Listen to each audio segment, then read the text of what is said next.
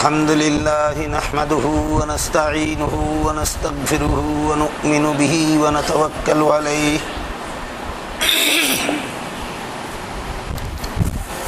ونعوذ بالله من شرور أنفسنا ومن سيئات أعمالنا من يهده الله فلا مضل له ومن يضلله فلا هادي له ونشهد أن لا إله إلا الله وحده لا شريك له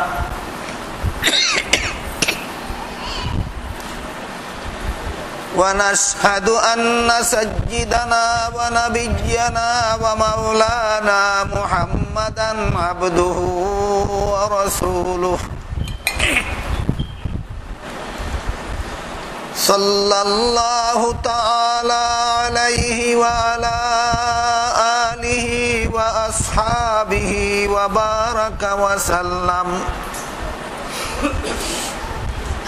أما بعد فأعوذ بالله من الشيطان الرجيم بسم الله الرحمن الرحيم من عمل صالحا من ذكر أو أنثى وهو مؤمن فلنحيينه حياة طيبة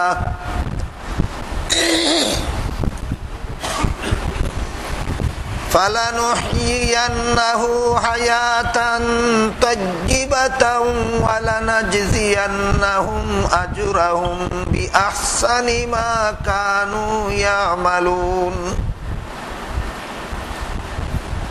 وقال رسول الله صلى الله عليه وسلم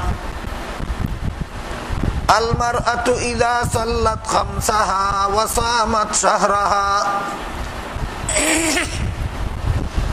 وأطاعت بعلها وأحسنت فرجها فلتدخل من أي أبواب الجنة شاءت أو كما قال عليه الصلاة والسلام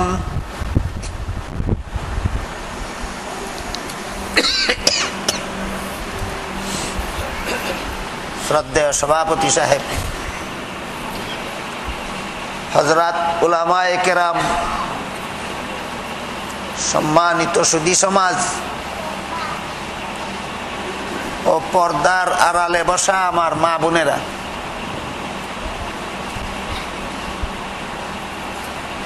আজকের এই মুবারক তাফসীরুল কুরআন এর অনুষ্ঠানের আয়োজনের বিশেষ উদ্দেশ্য মা বোনেরা, বিশেষভাবে মা বোনদেরকে দাওয়াত করা হয়েছে। ব্যাপকভাবে মা বোনেরা অংশগ্রহণ করেছেন। এই জন্য মা বোনদের সম্পর্কে যে সমস্ত গুরুত্বপূর্ণ নির্দেশনা আল্লাহ কুরআনে দিয়েছেন এবং রাসূল করিম সাল্লাল্লাহু আলাইহি ওয়াসাল্লাম তার হাদিসে দিয়েছেন, মধ্যে পবিত্র কোরআনের একটি আয়াত এবং হযরত রাসূল করিম সাল্লাল্লাহু আলাইহি ওয়াসাল্লামের একটি হাদিস আমি আপনাদের সামনে তিলাওয়াত করেছি। এর অর্থ এই নয় যে মেয়ে লোকের সম্পর্কে যে সমস্ত আয়াত এবং যে সমস্ত হাদিস আছে এইগুলি পুরুষদের জানার বোঝার দরকার নাই, তা নয়। বরং মেয়ে লোক সংক্রান্ত আয়াতগুলি এবং হাদিসগুলি পুরুষদের আরো বেশি জানা দরকার। কারণ পরিবারে, সমাজে, সংসারে মেয়ে লোক আলাদা বাস করে না, আর পুরুষ আলাদা বাস করে না। বিশেষ করে পারিবারিক জীবনে একটা মেয়ে লোক এবং একটা পুরুষের মধ্যে বিবাহ বন্ধনের মাধ্যমেই পারিবারিক জীবন শুরু হয়। কাজেই যেমন ভাবে পুরুষকে বাদ দিয়া কোনো পরিবার গঠন হতে পারে না, তেমনি ভাবে মেয়েদেরকে বাদ দিয়াও কোনো পরিবার গঠন হতে পারে না। কাজেই নারী পুরুষ মিলেই যেহেতু পরিবার, আর পরিবার ভালো হলেই সমাজ ভালো হয়, সমাজ ভালো হলেই দেশ ভালো হয়, দেশ ভালো হলেই দুনিয়া ভালো হয়, দুনিয়া ভালো হলে আখেরাত ভালো হয়। ভালো আখেরাত চাইলে ভালো দুনিয়া গড়া দরকার, ভালো দুনিয়া গড়তে চাইলে ভালো দেশ গড়া দরকার, ভালো দেশ গড়তে চাইলে ভালো সমাজ গড়া দরকার, ভালো সমাজ গড়তে চাইলে ভালো পরিবার গড়া দরকার, আর পরিবার ভালো গড়তে চাইলে যেমন ভাবে পুরুষের ভালো হওয়া দরকার, তেমনি ভাবে নারীদেরও ভালো হওয়া দরকার। এই জন্য নারীদের সংক্রান্ত আয়াতগুলির তাফসীর এবং হাদিসগুলির ব্যাখ্যা মেয়েদের যতটুকু বোঝা দরকার, পুরুষদের তারও চেয়ে বেশি বোঝা দরকার।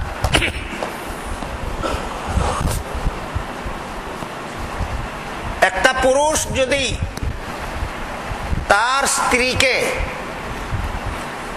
কুরআন হাদিস মতে চলতে দেয় না, ওই স্ত্রীর চলার ইচ্ছা থাকলেও চলতে পারে না। কোন বাবা যদি তার মেয়েকে কুরআন হাদিস মতে চলতে দেয় না,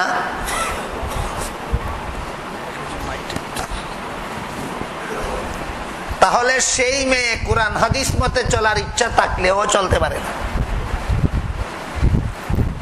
আমরা যদি চাই আমাদের মা বোনেরা কুরআন হাদিস মতে চলুক, তাহলে কুরআন হাদিস মতে মেয়েদের চলার ব্যবস্থা আমাদের জানতে হবে এবং আমাদের মা বোনদেরকে সেই ব্যবস্থা করে দিতে হবে। এ মর্মে আল্লাহ পাক রব্বুল আলামিন এক আয়াতে বলেন, ইয়া আইয়ুহাল্লাযীনা আমানু কু আনফুসাকুম ওয়া আহলিকুম নারাম ওয়াকুদুহান নাসু ওয়াল হিজারা। অর্থাৎ হে ঈমানদারগণ, তোমরা নিজেরাও ওই আগুন থেকে বাঁচার পথে চলো, তোমাদের স্ত্রীদেরকেও বাঁচার পথে চালাও, তোমাদের সন্তানদেরকেও বাঁচার পথে চালাও ওই আগুন থেকে, যে আগুনের লাকড়ি হবে মানুষ আর পাথর, অর্থাৎ জাহান্নামের আগুন থেকে। নিজেও বাঁচো, বিবিও বাঁচাও, বাচ্চাও বাঁচাও।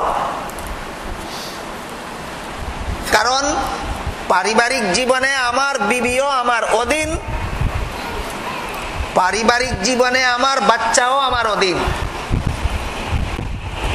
আমার অধীনস্থ ব্যক্তিদেরকে আমি জাহান্নাম থেকে বাঁচার পথে চালাইলাম কিনা, এই ব্যাপারে কাল হাসরের মাঠে আল্লাহর দরবারে আমাকে কড়ায় গন্ডায় জবাবদিহি করতে হবে। এই সমাজে অনেক মুসলমান স্বামী এমন পাওয়া যায় যিনি নিজে নামাজ পড়েন কিন্তু তার স্ত্রীকে নামাজ পড়তে বাধ্য করেন না। অনেক বাবা মা এমন পাওয়া যায় যারা নিজেরা নামাজ পড়েন কিন্তু নিজেদের বাচ্চাদেরকে নামাজ পড়তে বাধ্য করেন না। কিছু বললে তারা বলেন যার যার আমল যার যার ফল, যার যার আমল যার যার ফল। যে আপনার আমল কি? আল্লাহ বলেন তুমি স্বামী হইয়া থাকলে জাহান্নাম থেকে বাঁচার পথে চলাও তোমার আমল, বিবিকে জাহান্নাম থেকে বাঁচার পথে চালানিও তোমার আমল। যার যার আমল যার যার ফল গেল কই? তুমি যদি মা বাবা হইয়া থাকো তাইলে জাহান্নাম থেকে বাঁচার পথে চলাও তোমার আমল, সন্তানদেরকে জাহান্নাম থেকে বাঁচার পথে চালানিও তোমার আমল। কাজেই স্বামীদের আল্লাহর কাছে জবাব দিতে হবে আমি ভালো পথে চললাম কিনা এবং আমার স্ত্রীকে ভালো পথে চালাইলাম কিনা, দুটোটা জবাব দিতে হবে আল্লাহর কাছে স্বামীর। মা বাবার আল্লাহর কাছে জবাব দিতে হবে আমরা নিজেরা আল্লাহর পথে চললাম কিনা, এক আমাদের সন্তানদেরকে আল্লাহর পথে চালাইলাম কিনা সেই জবাব আল্লাহর কাছে দিতে হবে। আমার কথা বুঝে থাকলে একটু দয়া করে বলুন, যে মা বাবা নিজে নামাজ পড়ে সন্তানদেরকে নামাজ পড়তে বাধ্য করে না, এদের আমল ভালো? আমল ভালো? অর্ধেক আমল ভালো, অর্ধেক খারাপ। নিজে নামাজ পড়ে এই আমলটা ভালো, সন্তানদেরকে নামাজি বানাইল না, এই আমলটা খারাপ। এই খারাপ আমলের জন্য জাহান্নামে যেতে হবে। আমার আশ্চর্য লাগে ওই সমস্ত মা বাবার জন্য যারা নিজেরা নামাজি কিন্তু সন্তানদেরকে নামাজি বানায় না। এদেরকে আমি জিজ্ঞাসা করতে চাই আপনারা কেন নামাজ পড়েন? আপনিও নামাজি, আপনার বিবিও নামাজি, আপনার ছেলেও বেনামাজি, আপনার মেয়েও বেনামাজি, আপনি আর আপনার বিবি কেন নামাজ পড়েন? যদি বলেন খামোখা পড়ি তাহলে একটা যুক্তি আছে ছেলে মেয়ের বেনামাজি বানাইবার, যে খামোখা কাজ যা করলাম নিজেই করলাম, সন্তানদেরকে আর বাজে কাজ করাইলাম না।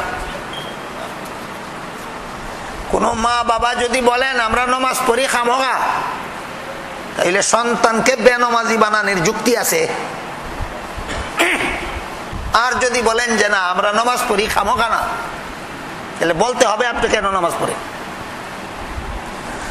যদি বলেন আমি নামাজ পড়ি জাহান্নাম থেকে বাঁচার জন্য, তাহলে এবার আপনাকে বলতে হবে ছেলে মেয়েকে বেনামাজি বানাইলেন কোথায় পাঠাইবার জন্য? না কথা বুঝে আসে না?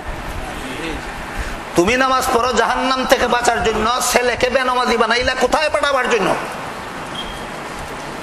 তুমি নামাজ পড়ো জাহান্নাম থেকে বাঁচার জন্য, মেয়েকে বেনামাজি বানাইলা কোথায় পাঠাবার জন্য? নিজের কলিজার টুকরা সন্তানদেরকে কেন জাহান্নামের পথে চলতে দিলে? এই জন্য কাল হাসরের মাঠে এই মা বাবাকে আল্লাহর দরবারে আসামির কাঠগড়ায় দাঁড়ায় জবাবদিহি করতে হবে। জবাব দিতে পারবে না, জাহান্নামে যেতে হবে।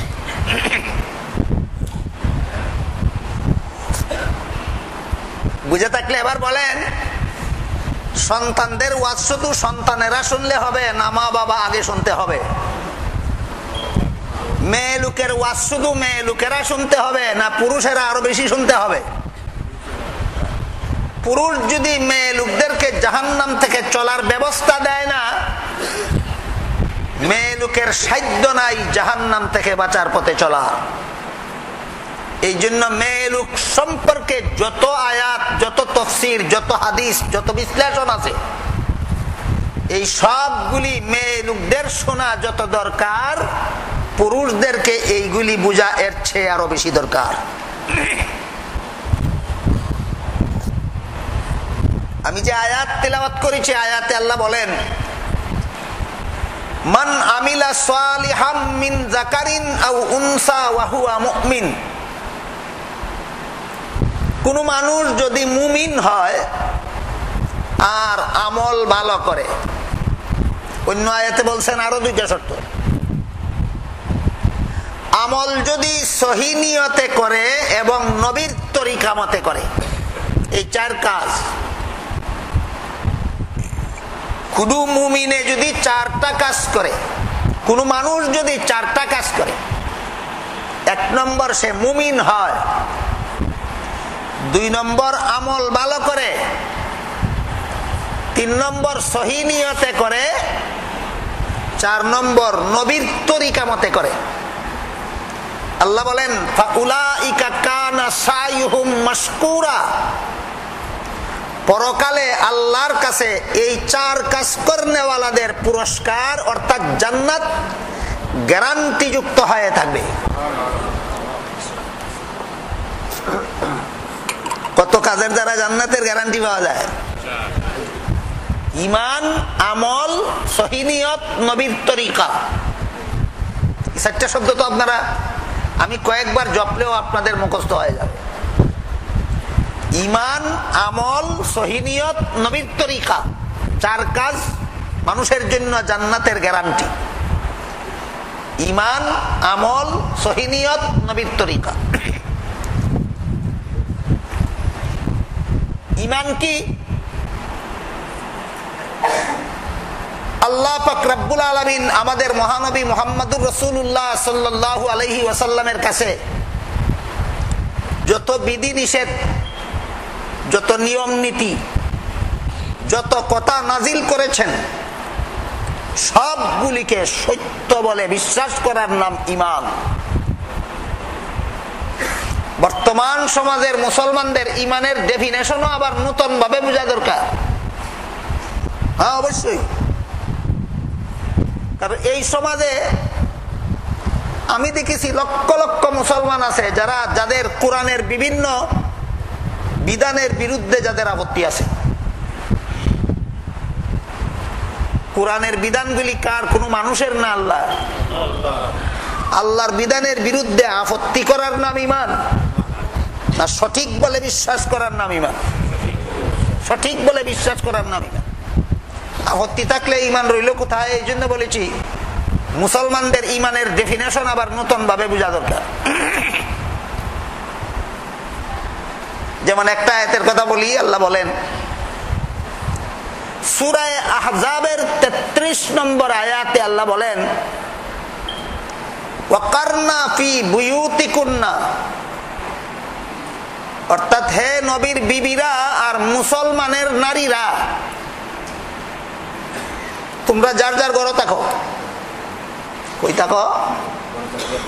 যার যার ঘরে থাকো, ঘরে ঘরে।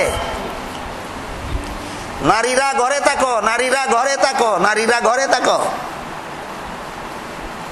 এখন যদি কেউ বলে পুরুষ যেখানে সেখানে ঘোরাফেরা করবে আর নারীরা ঘরে থাকবে কেন? ঘর কি নারীদের জেলখানা? এই প্রশ্ন করার নাম হইল ঈমান। ঈমান আল্লাহর বিরুদ্ধে বিদ্রোহ। এই জন্য বলছি মুসলমানদের ঈমানের ডেফিনেশন নতুন ভাবে বোঝা দরকার। এরকম প্রশ্ন যাদের মনে জায়গা পাইছে, পুরুষ যখন তখন যেখানে সেখানে চলাফেরা করতে পারবে, নারী কেন বসবাসের ঘরে থাকবে? বলেন তো কোন সূরার কত নম্বর আয়াতে আল্লাহ বলেছেন? সূরা আহজাবের 33 নম্বর আয়াতে বললে আল্লাহ বলেন মুসলমানের নারী ঘরে থাকো, মুসলমানের নারী ঘরে থাকো, মুসলমানের নারী ঘরে থাকো। কেন ঘরে থাকো? গড় নারীদের জেলখানা নয়, গড় বসবাসের গড় নারীদের বন্দিশালা নয়। নারীদেরকে আল্লাহ ঘরে থাকতে বলেছেন 2 কারণে। কত কারণে? 2 কারণ। একটা হলো নারীদের কর্মশালা ঘর, কর্মশালা, বন্দিশালা না। নারীদের কর্মস্থল হলো বসবাসের ঘর। পুরুষের কর্মস্থল বসবাসের ঘরের বাইরে। আল্লাহ পাক রব্বুল আলামিন পুরুষদেরকে এমন কতগুলি কাজের যোগ্যতা দিয়া সৃষ্টি করেছেন যেই কাজগুলি নারীদের করার যোগ্যতাই নেই, আর নারীদেরকে এমন কিছু কাজের যোগ্যতা দিয়া সৃষ্টি করেছেন যেইগুলি করার যোগ্যতা কোনো পুরুষের নাই। নারী আর পুরুষ শুধু নামের ব্যবধান নয়, পুরুষের যোগ্যতা আলাদা, নারীর যোগ্যতা আলাদা। পুরুষের কাজ আলাদা, নারীদের কাজ আলাদা।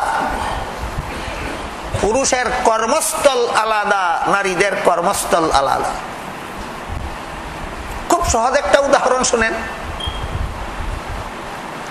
পুরুষের জন্য বিধান হলো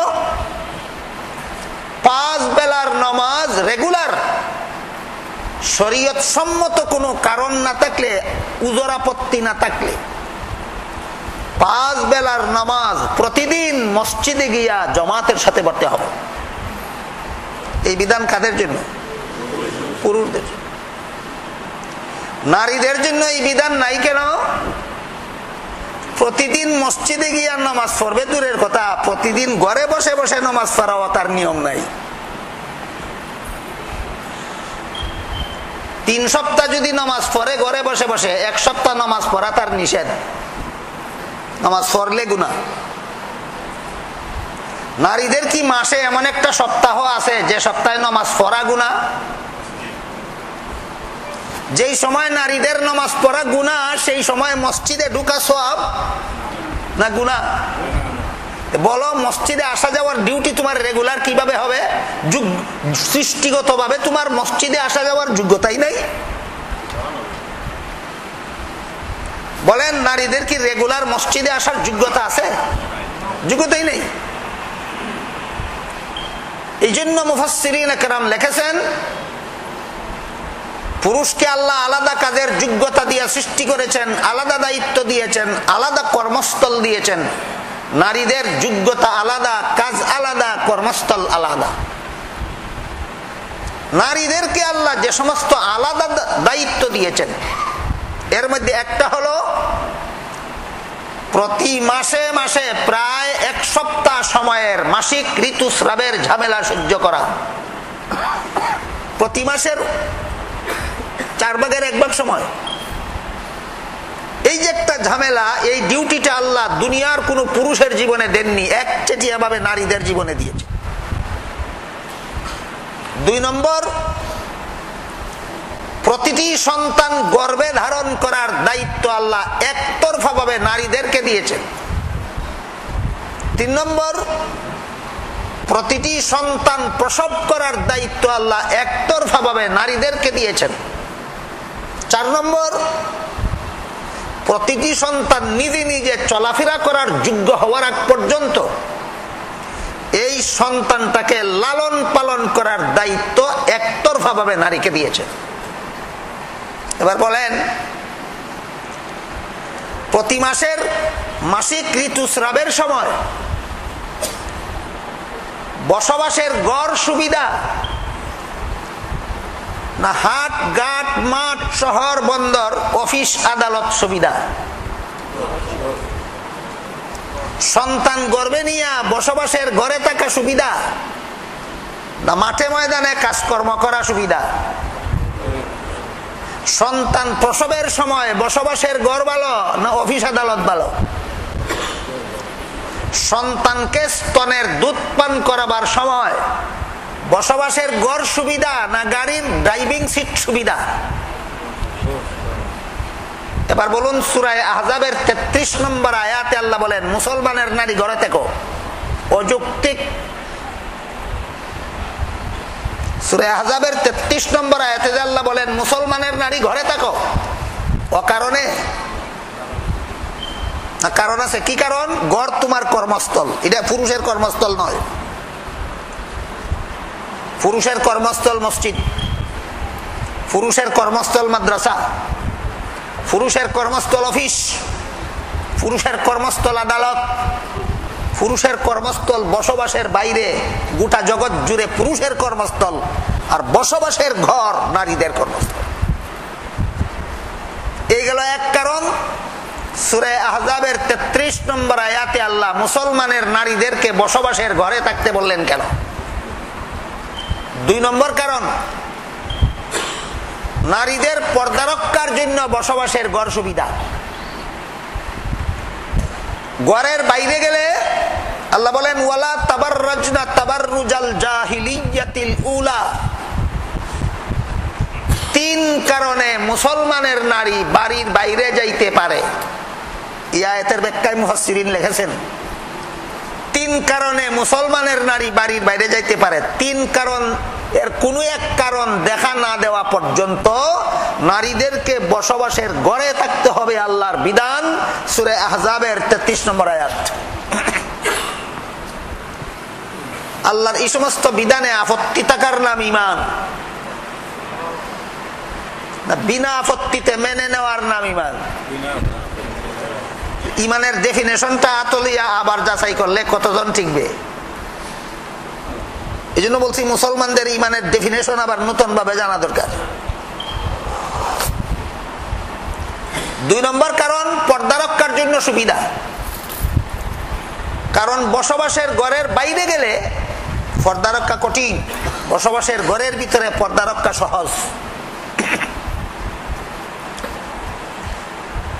এই সূরা আহজাবের 33 নম্বর আয়াতের ব্যাখ্যায় মুফাসসিরিনে কেরাম লিখেছেন নারীরা 3 কারণে বাড়ির বাইরে যাইতে পারে। কত কারণ? 3 কারণ। 1 নম্বর ব্যক্তিগত কারণ। কোন নারী অসুস্থ হইলে বসবাসের ঘরে বসে যদি চিকিৎসা না হয়, ঘর থেকে বের হয়ে যেখানে গেলে চিকিৎসা হয় সেখানে যেতে পারে, এটা তার ব্যক্তিগত কারণ। কোন সম্পত্তি বেচা কিনা করলে, বেচা কিনার কাজ সম্পন্ন করতে, দলিল রেজিস্ট্রি করতে যদি ঘরের বাইরে যেতে হয় যেতে পারে, এটা তার ব্যক্তিগত কারণ। মাকে, বাবাকে, আপন ভাইকে, আপন বোনকে দেখার জন্য যদি নিজের ঘরে বসে বসে দেখতে না পারে, যেখানে গেলে দেখতে পারে সেখানে যেতে পারে, এটা তার ব্যক্তিগত কারণ। 2 নম্বর ধর্মীয় কারণ। যে নারীর উপর হজ ফরজ হয়, এই নারী বসবাসের ঘরে বসে হজ করতে পারবে না, যেখানে গেলে হজ করতে পারে সেখানে যাইতে পারবে, এটা তার ধর্মীয় কারণ। কোন নারী যদি বসবাসের ঘরে বসে মুসলমানের মতো জীবনযাপন করার শিক্ষা না পায়, যেখানে গেলে মুসলমানি জীবনযাপন শিখতে পারে, নারী ঘর থেকে বের হয়ে সেখানে যেতে পারে, এটা তার ধর্মীয় কারণ। 3 নম্বর আর্থিক সংকট। মুসলমানের কোন নারী আর্থিক সংকটে পড়লেও যেখানে গেলে সংকট নিরসনের ব্যবস্থা হবে সেখানে যেতে পারে। এই 3 কারণে মুসলমানের নারীকে বসবাসের ঘরের বাইরে যাওয়ার পারমিশন আল্লাহর পক্ষ থেকে দেওয়া হয়েছে। ব্যক্তিগত কারণে বসবাসের ঘরের বাইরে যেতে পারো, ধর্মীয় কারণে বসবাসের ঘরের বাইরে যেতে পারো, আর্থিক সংকটে পড়লে বসবাসের ঘরের বাইরে যেতে পারো। কিন্তু যখন বাইরে যাবে আল্লাহ বলেন লা তাবাররাজনা তাবাররুজাল জাহিলিয়াতিল উলা। প্রাচীন যুগের অসভ্য নারীরা যেভাবে বেপরদা হয়ে বাড়ির বাইরে ঘোরাফেরা চলাফেরা করত, কোন মুসলমানের নারী অসভ্য নারীদের মতো বেপরদা হয়ে ঘরের বাইরে যেতে পারে না। সূরা আহজাবের 33 নম্বর আয়াতে আল্লাহ ওই সমস্ত নারীদেরকে অসভ্য বলেছেন যারা বেপরদা হয়ে ঘরের বাইরে যায়। আমরা যদি বেপরদা হইয়া ঘরের বাইরে যাওয়াকে সভ্যতা মনে করি, তখন কোরআনের উপরে ঈমান হইল। ঈমান কারে গো? ঈমান কি? কোরআনের কিছু কথা বিশ্বাস করার নাম না সব কথা? কোরআনের সব কথার উপর বর্তমান দুনিয়ার সব মুসলমানের বিশ্বাস আছে?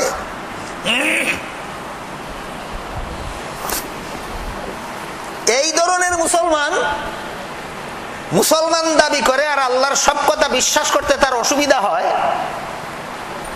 পরিষ্কার আয়াতে, তাফসীরে, হাদিসে উল্লেখ আছে এই ধরনের মুসলমান বেঈমানদের হাতে লাঞ্ছিত, বঞ্চিত, অপদস্থ হওয়া ছাড়া দুনিয়াতে তাদের আর কোনো পুরস্কার নাই। তোমাদের হাতে আমার কোরআনের বিধান লাঞ্ছিত, তোমাদেরকে করব আমার দুশমনদের হাতে লাঞ্ছিত। একমাত্র শাস্তি এটা। যে নামদারি মুসলমানের হাতে আল্লাহর বিধান লাঞ্ছিত হয়, আল্লাহ সেই নামদারি মুসলমানকে বেঈমানদের হাতে লাঞ্ছিত করেন দুনিয়ায়। এটাই তার দুনিয়ার বিচার। এখানে আল্লাহ এই কথাটা কত সুন্দরভাবে আর এক আয়াতে বলছেন,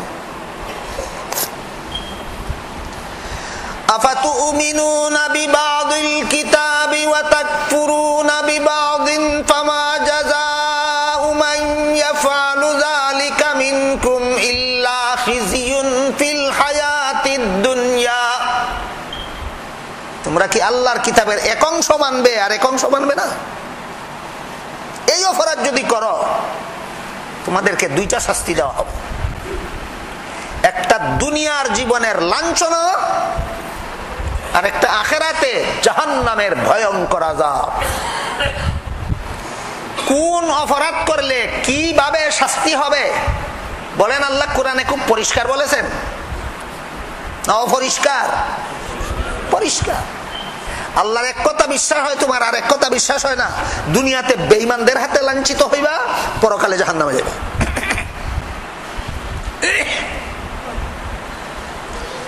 কাজেই সূরা আহজাবের 33 নম্বর আয়াতের ব্যাখ্যায় মুফাসসিরিনে কেরাম লিখেছেন, 3 কারণে মুসলমানের নারী বাড়ির বাইরে যাইতে পারে। ব্যক্তিগত, ধর্মীয় এবং আর্থিক সংকট। ব্যক্তিগত কারণ বুঝাইছি, ধর্মীয় কারণ বুঝাইছি, আর্থিক সংকটের কারণটা বুঝেন। আল্লাহর বিধানে 4 দল মানুষকে বিনা শ্রমে, বিনা চাকুরিতে ভাতা দিয়া লালন পালন করা সরকারের দায়িত্ব। 4 দল মানুষ চাকরি না দিয়া, ডিউটি না দিয়া, শুধু ভাতা দিয়া লালন পালন করতে হবে। কত দল? 4 দল। 1 নম্বর অসহায় বৃদ্ধ, যে বুড়া লোকটার শরীরে কাজ করারও ক্ষমতা নাই, জীবনযাপনের উপযোগী সম্পত্তিও নাই, রুজি করে খাওয়ানির মতো কোনো আত্মীয়ও নাই। অসহায় হইল কিনা? বিবেক কি বলে? এই বুড়া লোকটা কাজ করে খাইতো না বিনা কাজে পাইতো? দিত কে? আল্লাহ বলেন সরকারে। অসহায় বৃদ্ধদেরকে বিনা ডিউটিতে ভাতা দিয়া লালন পালন করা সরকারের দায়িত্ব। 2 নম্বর অসহায় শিশু, যার শরীরে এখনো কাজ করার যোগ্যতাই আসে নাই, লালন পালনের উপযোগী কোনো সম্পদ নাই, রুজি করে লালন পালন করাইবার মতো কোনো আত্মীয় নাই।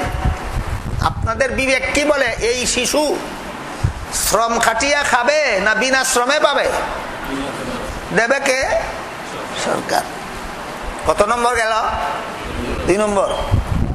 3 নম্বর ওই অসহায় যুবক, যে বৃদ্ধও নয় শিশুও নয়, তবে জটিল রোগের কারণে অথবা কোনো অঙ্গহানির কারণে কাজ করার ক্ষমতা নষ্ট হয়ে গেছে। শিশুও না বুড়াও না, কিন্তু কাজ করার ক্ষমতা নেই। সেও যদি অসহায় হয়, সরকারের দায়িত্ব বিনা শ্রমে ভাতা দিয়া তাকে লালন পালন করা।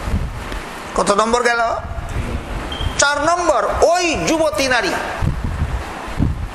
শিশুও না বৃদ্ধও না, যুবতী, শরীরে কাজ করার ক্ষমতাও আছে। পুরুষের বেলায় ক্ষমতা না থাকলে, নারীর বেলায় ক্ষমতা থাকলেও যদি অসহায় হয়, নারীর গায়ে ক্ষমতা আছে বলেই তাকে শ্রম খাটানো যাবে না। নারীর শরীরে আল্লাহ শক্তি সামর্থ্য দান করেন উপার্জনে, শ্রম খাটাবার জন্য নয়, তার শরীরের রক্ত, ক্যালসিয়াম, ভিটামিন দিয়া গর্ভের সন্তানের দেহ গঠনের জন্য। নারীর এই মর্যাদা ইসলাম ছাড়া দুনিয়াতে আর কেউ দিতে পারে নাই, কিয়ামত পর্যন্ত দিতে পারবে না। ইসলামের দৃষ্টিতে এইটা হলো নারীর মর্যাদা। যে নারী তার শরীরের রক্ত দিয়া, যে নারী তার শরীরের ক্যালসিয়াম দিয়া, যে নারী তার শরীরের ভিটামিন দিয়া পুরুষ তোমার সন্তান গর্ভে নিয়ে সেই সন্তানের দেহ গঠন করবে, তোমার বিবেককে জিজ্ঞাসা করো, এই নারীকে কোন বিবেকে তুমি উপার্জনে শ্রম খাটাতে পাঠাও?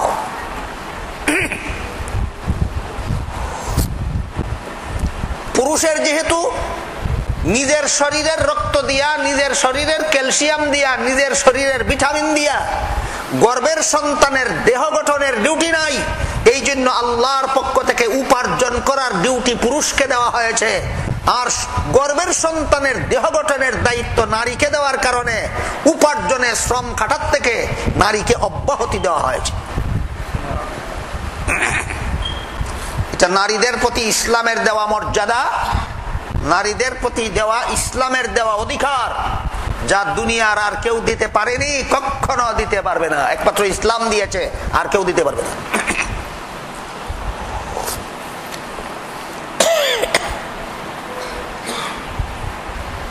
এই চার দল মানুষকে বিনা শ্রমে ভাতা দিয়ে লালন পালন করা সরকারের দায়িত্ব। কিন্তু কোন দেশের সরকার যদি এই অসহায়দেরকে ভাতা দেয় না, এই অসহায় নারী ভাতা দেয় না, তাহলে সে নিজের বসবাসের ঘর থেকে বের হয়ে যেখানে গিয়া কাজ করলে এক মুষ্টি ভাত পাবে, একটা কাপড় পাবে, জীবিকা নির্বাহ করার উপযোগী পয়সা পাবে, সেখানে গিয়া কাজ করতে পারে, এই নারীটা স্বাভাবিক নারী না বিপদগ্রস্ত?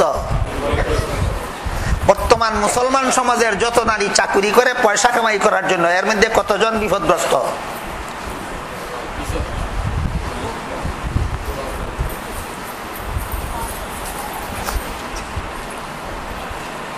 তোমার যেহেতু গর্ভের সন্তানের দেহ গঠনের ডিউটি নাই, এই জন্য রুজি করার ডিউটি তোমার। নারীর যেহেতু গর্ভের সন্তানের দেহ গঠনের ডিউটি আছে, এই জন্য নারীর রুজি করার ডিউটি নাই। পুরুষ রুজি করবে, আর পুরুষের রুজি করা সম্পদ নারী বসবাসের ঘরে বসে বসে ভোগ করবে। এটা নারীকে দেওয়া ইসলামের অধিকার। নারীকে এই অধিকার ইসলাম ছাড়া আর কেউ দিতে পারে না। বুঝে থাকলে বলুন, নারীর আসল মর্যাদা এবং অধিকার কে দিয়েছে? ইসলাম। পুরুষ রুজি করবে, আর নারী বসবাসের ঘরে বসে বসে পুরুষের রুজি উপভোগ করবে। তখন যদি তুমি বলো যে রুজি করলাম আমি একা, খাওয়ার বেলায় তুমি শরীকদার কেন? নারীও বলতে পারবে, তোমার সন্তান গর্ভে নিলাম আমি একা, তোমাকে আবার বাপ ডাকবে কেন? আমার প্রশ্নের যেই জবাব, তোমার প্রশ্নের সেই জবাব। একা একা আমার পেটে এই সন্তান নেওয়ার পরেও যদি তোমারে বাপ ডাকতে হয়, তাহলে একা একা তুমি রুজি করলেও আমার বুক করতে হয়। বুঝে থাকলে বলেন, আল্লাহ নারীদের ডিউটি পুরুষদের ডিউটি পৃথক পৃথক ভাবে আলাদা আলাদা করে দিয়েছেন কিনা? ভিন্ন ভিন্ন দায়িত্ব, পুরুষের দায়িত্ব আলাদা, নারীর দায়িত্ব আলাদা। বুঝে থাকলে এবার বলেন, যে পুরুষ নারীর ডিউটি পালন করতে পারে না, না পারে সন্তান গর্ভে নিতে, না পারে সন্তান প্রসব করতে, না পারে সন্তানকে স্তনের দুধ পান করাতে, না আমেরিকার কোন বেটি পারে সন্তান গর্ভ নিতে পারে, প্রসব করতে পারে, স্তনের দুধ খাওয়াইতে পারে? পারে না। নারীর ডিউটি নিজে নিতে পারলো না, রুজি করার ডিউটিটা আসিল মুঠে তার, এটাও দিয়া দিল নারীরে। এ দুনিয়ায় চাইছে গুড়ার ঘাস কাটতো নি। এই বেটা, তুই বেটির খামো করতে পারস না, তোর খামো বেটি দিয়া করাস, তুই এই সব দুনিয়ায় গুড়ার ঘাস কাটতে নি।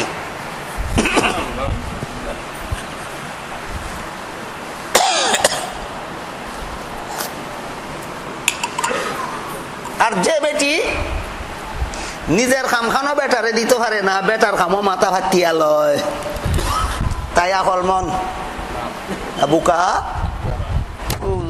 নামাজের আগে আল্লাহ রসুলে ফরমাইছেন, বেটিন বুকা। যদি বেআকল নির্যাত না হইতো, নিজের একটা দায়িত্ব যে পুরুষরে দিতে পারে না, সেই পুরুষের পূর্ণ দায়িত্ব মাথা বাতিয়া নেয় কেন? বেআকল নির্যাত না হইলে। রসুলের ভাষায় কইছেন না কিসাতুল আকল, আর বাংলা ভাষায় কয় অবলা নারী, আর আমরা সিলেটি ভাষায় কয় বেআকল নির্যাত। বেয়াকলদির জাত।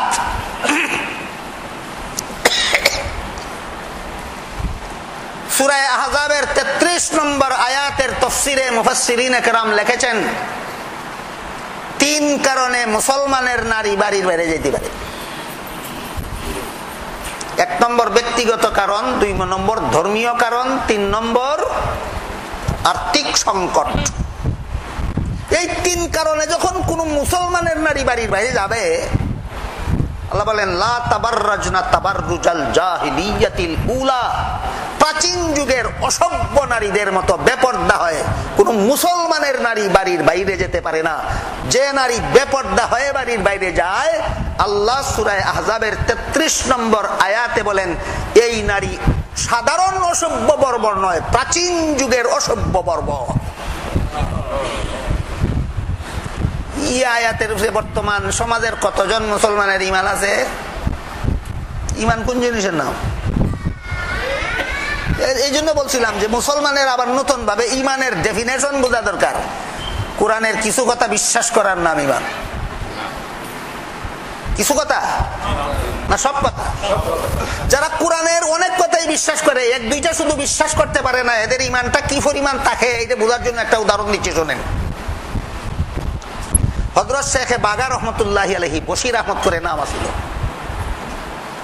আমার সমান বা আমার চেয়ে বয়স যাদের বেশি তাদের জানা থাকার কথা, চিনার কথা। বহুত বড় বুজুর্গ ছিল, বহুত বড় বুজুর্গ ছিল। ইনি এক সময় এক ওয়াজে যাওয়ার সময় রাস্তায় আসরের নামাজের সময় হয়ে গেল, এক মসজিদে নামাজ পড়ার জন্য উঠলেন।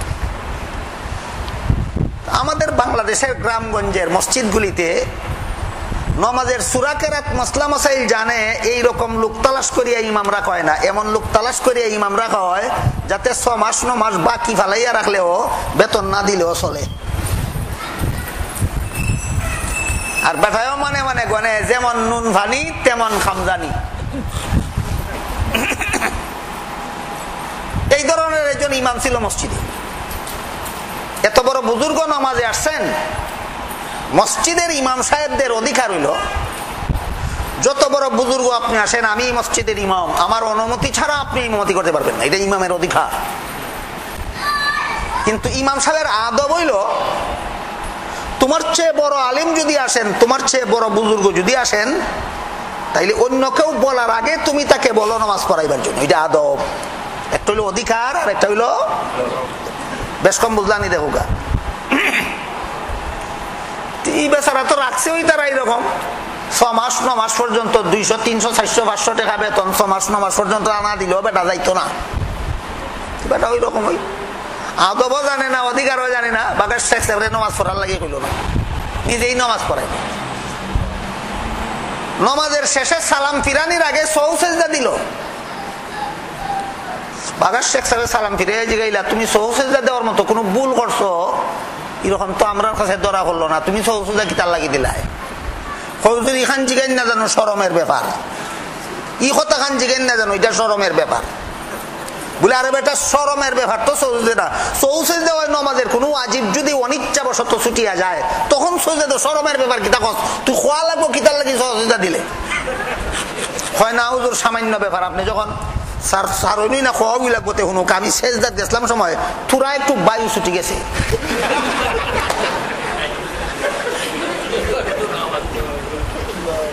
কেবলামুখী হইয়া দাঁড়াইলো, নিয়ত বানলো, সুবহানাকা পড়লো, আউযুবিল্লাহ পড়লো, বিসমিল্লাহ পড়লো, আলহামদু পড়লো, আলাম তারা পড়লো, রুকু করলো, সেজদা করলো, বইলো, আত্তাহিয়াত পড়লো, দুরূদ শরীফ পড়লো, একটা তো বল নাই, খালি এখান একটু বায়ু ছুটি গেছে।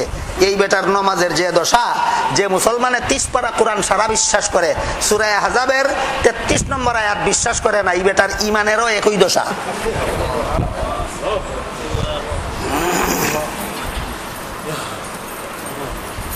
এখন বলেন হাসার কথা বলেছি না বুঝার কথা বলেছি?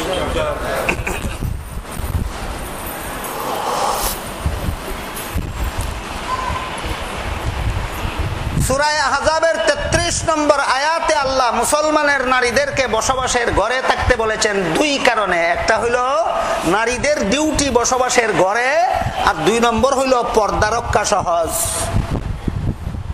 কারণ নারীদের ঘরের বাইরে গেলে পর্দার সিস্টেম একটা, আর ঘরের ভিতরে হইল পর্দার সিস্টেম আর একটা। ঘরের বাইরের পর্দার সিস্টেম কি আল্লাহ বলেন, وَقُلْ لِلْمُؤْمِنَاتِ يَغْضُضْنَ مِنْ أَبْصَارِهِنَّ وَيَحْفَظْنَ فُرُوجَهُنَّ وَلَا يُبْدِينَ زِينَتَهُنَّ। হে রাসূল করিম সাল্লাল্লাহু আলাইহি ওয়াসাল্লাম, মুসলমানের নারীদেরকে বলে দিন, এরা যখন রাস্তায় চলে দৃষ্টি যেন নিচের দিকে রাখে, আর এদের শরীরের সুন্দর যেন প্রকাশ না করে। মেয়ে লোক মুসলমানের নারী রাস্তায় চলার সময় শরীরের সুন্দর প্রকাশ করত না ডাকিয়া চলত? আল্লাহ কোরআনে বিধান দিয়েছেন মুসলমানের নারী রাস্তায় চলার সময় শরীরের সুন্দর ঢাকিয়া চলতে হবে। এখন মুসলমানের বিবেক যাচাই করবো, অতখানি ইমান যাচাই করছিল? মুসলমানের ইমান কতজন, মুসলমানের ইমান কতখান আছে? ওখান যাচাই করুকা কতজন মুসলমানের বিবেক কতখান আছে? আল্লাহ বলেছেন মুসলমানের নারী রাস্তায় চলার সময় শরীরের সুন্দর ঢাকিয়া রাখবে। মাথার চুল বেশি সুন্দর না মুখ বেশি সুন্দর? বলেন, মুখ বেশি সুন্দর? বুঝি শুনি কইছেন না, না বুঝিয়া? মাথা বেশি সুন্দর না মুখ বেশি সুন্দর? হাত বেশি সুন্দর না মুখ বেশি সুন্দর? পাও বেশি সুন্দর না মুখ বেশি সুন্দর? কম সুন্দর চুল ডাকলো বুরকা দিয়া, কম সুন্দর মাথা ডাকলো বুরকা দিয়া, কম সুন্দর আট ডাকলো বুরকা দিয়া, কম সুন্দর ফাউ ডাকলো বুরকা দিয়া, বেশি সুন্দর মুখ দিল খুলিয়া, বিবেক গেল কোথায়? এই কথাটা মুফাসসিরিনে কেরাম এমন একটা উদাহরণ দিয়ে বুঝাইছে। তিনি বলছেন, তুমি যদি একটা মেয়েরে বিয়া করার লাগি প্রস্তাব দাও, হাদিস শরীফে আল্লাহ রাসূল বলছেন যে মেয়েটারে বিয়া করার প্রস্তাব দিছো, পারলে এই মেয়েটারে দেখো তোমার চয়েস হয়নি। বিয়ার আগে মেয়ে চয়েস করার লাগি দেখা যায়।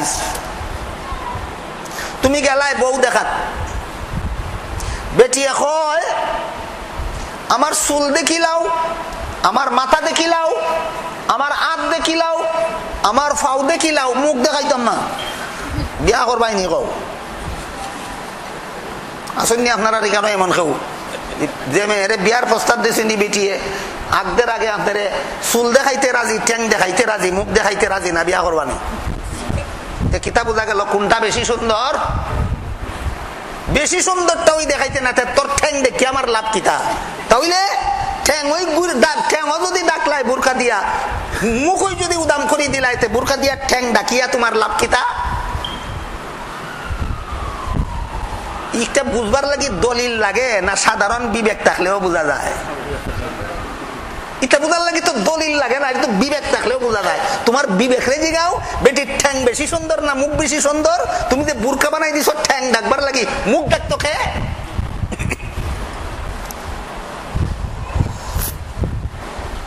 একটা মশলা কিতাব আছে, বেটিনটার 3 অঙ্গ খোলা রাখা যায়, মুখ, চেহারা, হাতের পাঞ্জা, পায়ের পাতা।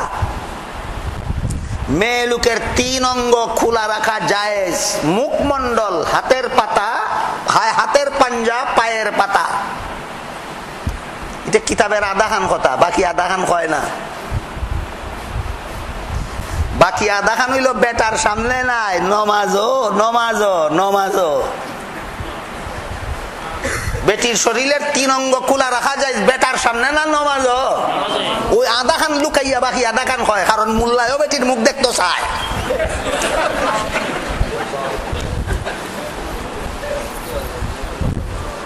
কিতাবের কথা আধাখান লুকায় কোন মোল্লায়, যে মোল্লায়ও বেটির মুখ দেখতে চায়।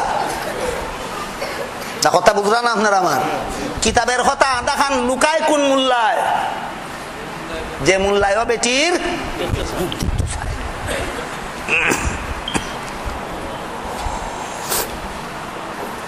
ক্লিয়ার হয়েছে নি কথা? বেটির 3 অঙ্গ খোলা রাখা যায় বেটার সামনে না নমাজও? নমাজও।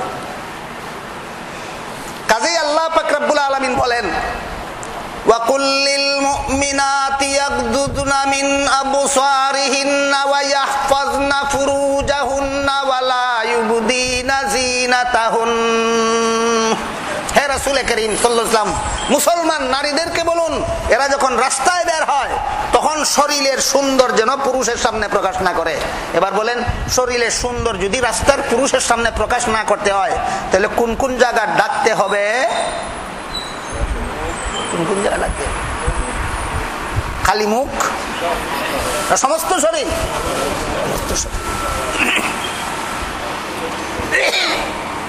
তাহলে রাস্তা পর্দা করাটা খুব সহজ হইল না অনেক কঠিন? সমস্ত শরীর ঢাকিয়ে রাস্তা চলা সহজ না কঠিন? কঠিন। কিন্তু ঘরের ভিতরে পর্দা করা এত কঠিন নয়। আপনারা কি কথায় কথায় হারাইয়া গেলেন?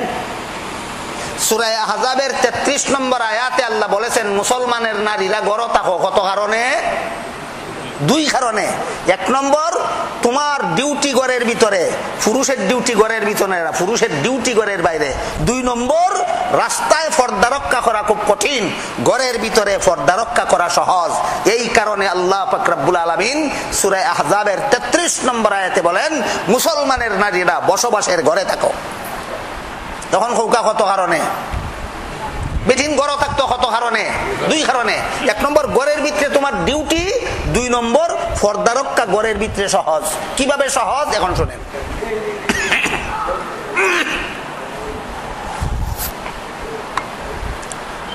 ঘরের ভিতরে বুরকা লাগানোর দরকার নেই।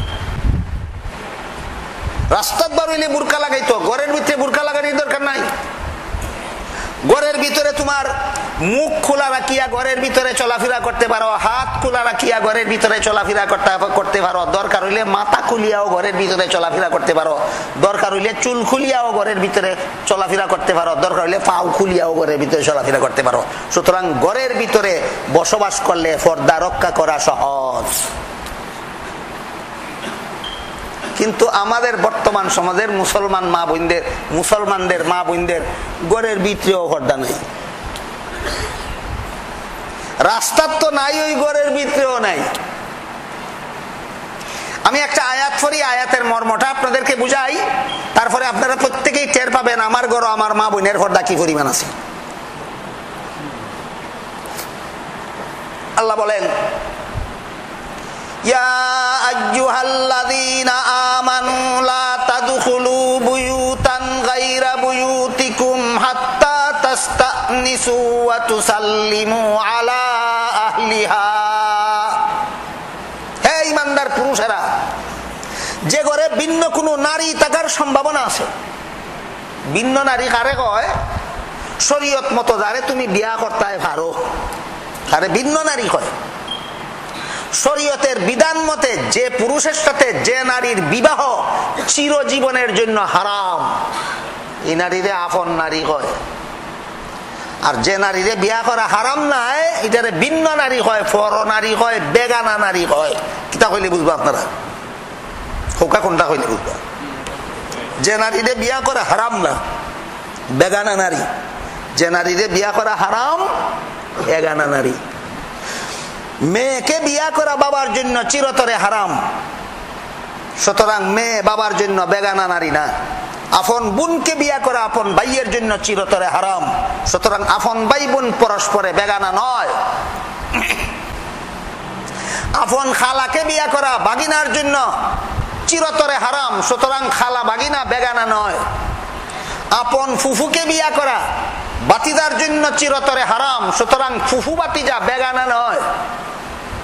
কিন্তু বড় ভাই মারা গেলে বড় ভাইয়ের বউ বিয়া করা দেবরের জন্য হারাম, হালাল। তাহলে দেবর ভাবি এগানা না বেগানা? বেগানা। নিজের বিবি মারা গেলে শালিরে বিয়া করা দুলাভাইয়ের জন্য হারাম না হালাল? তাহলে শালি দুলাভাই এগানা না বেগানা? চাচাতো ভাই চাচাতো বোন, মামাতো ভাই ফুফাতো বোন, ফুফাতো ভাই মামাতো বোন, খালাতো ভাই খালাতো বোন বিয়া করা হালাল, একে অপরের বেগানা। আল্লাহ বলেন, হে মুসলমান পুরুষেরা, যে ঘরে বেগানা মেয়ে লোক আছে, এই ঘরের ভিতরে তুমি পারমিশন ছাড়া ঢুকতে পারো না। আমার বিবি যে রুমে থাকে সেই রুমে আমার বিবির দুলাভাই ঢুকতে যদি পারমিশন লাগে না, আমার বিবি যেই রুমে থাকে সেই রুমে তার চাচাতো ভাই ঢুকতে যদি পারমিশন লাগে না, তার খালাতো ভাই ঢুকতে যদি পারমিশন লাগে না, আমার বিবি যেই রুমে থাকে সেই রুমে ঢুকতে যদি তার মামাতো ভাইয়ের পারমিশন লাগে না, ফুফাতো ভাইয়ের পারমিশন লাগে না। এর মানে হলো তারা ইচ্ছা মতো আমার ঘরের ভিতরে আসতে পারে, যাইতে পারে, এবং ইচ্ছা মতো আমার বিবির শুধু মুখ নয় মাথাও দেখতে পারে, চুলও দেখতে পারে, হাতও দেখতে পারে, পাও দেখতে পারে। আমার বিবি পর্দাওয়ালা না বেপর্দা? বাজারও না আমার ঘরের ভিতরে। একদল মুসলমানের নারী বেপর্দা বাজারও, আর একদল মুসলমানের বিবি বেপর্দা যার যার ঘরের ভিতরে। জানালার পর্দা ঠিক আছে, দরজার পর্দা ঠিক আছে। জানালার পর্দা সাজাইবার জন্য দরকার হইলে 50,000 টাকা খরচ করা হবে, দরজার পর্দা সাজাইতে হইলে দরকার হইলে লক্ষ লক্ষ টাকা খরচ করা হবে। কিন্তু বেগানা নারীরা, মুসলমানের নারী যে ঘরে বাস করে সেই ঘরে আনাগোনা করতে কোনো পারমিশন লাগে না। অথচ আল্লাহ পাক রব্বুল আলামিন পরিষ্কার ভাষায় বলেছেন, যে নারী যে রুমের ভিতরে বেগানা নারী থাকে এই রুমের ভিতরে কোনো মুসলমান পুরুষ পারমিশন ছাড়া ঢুকতে পারে না।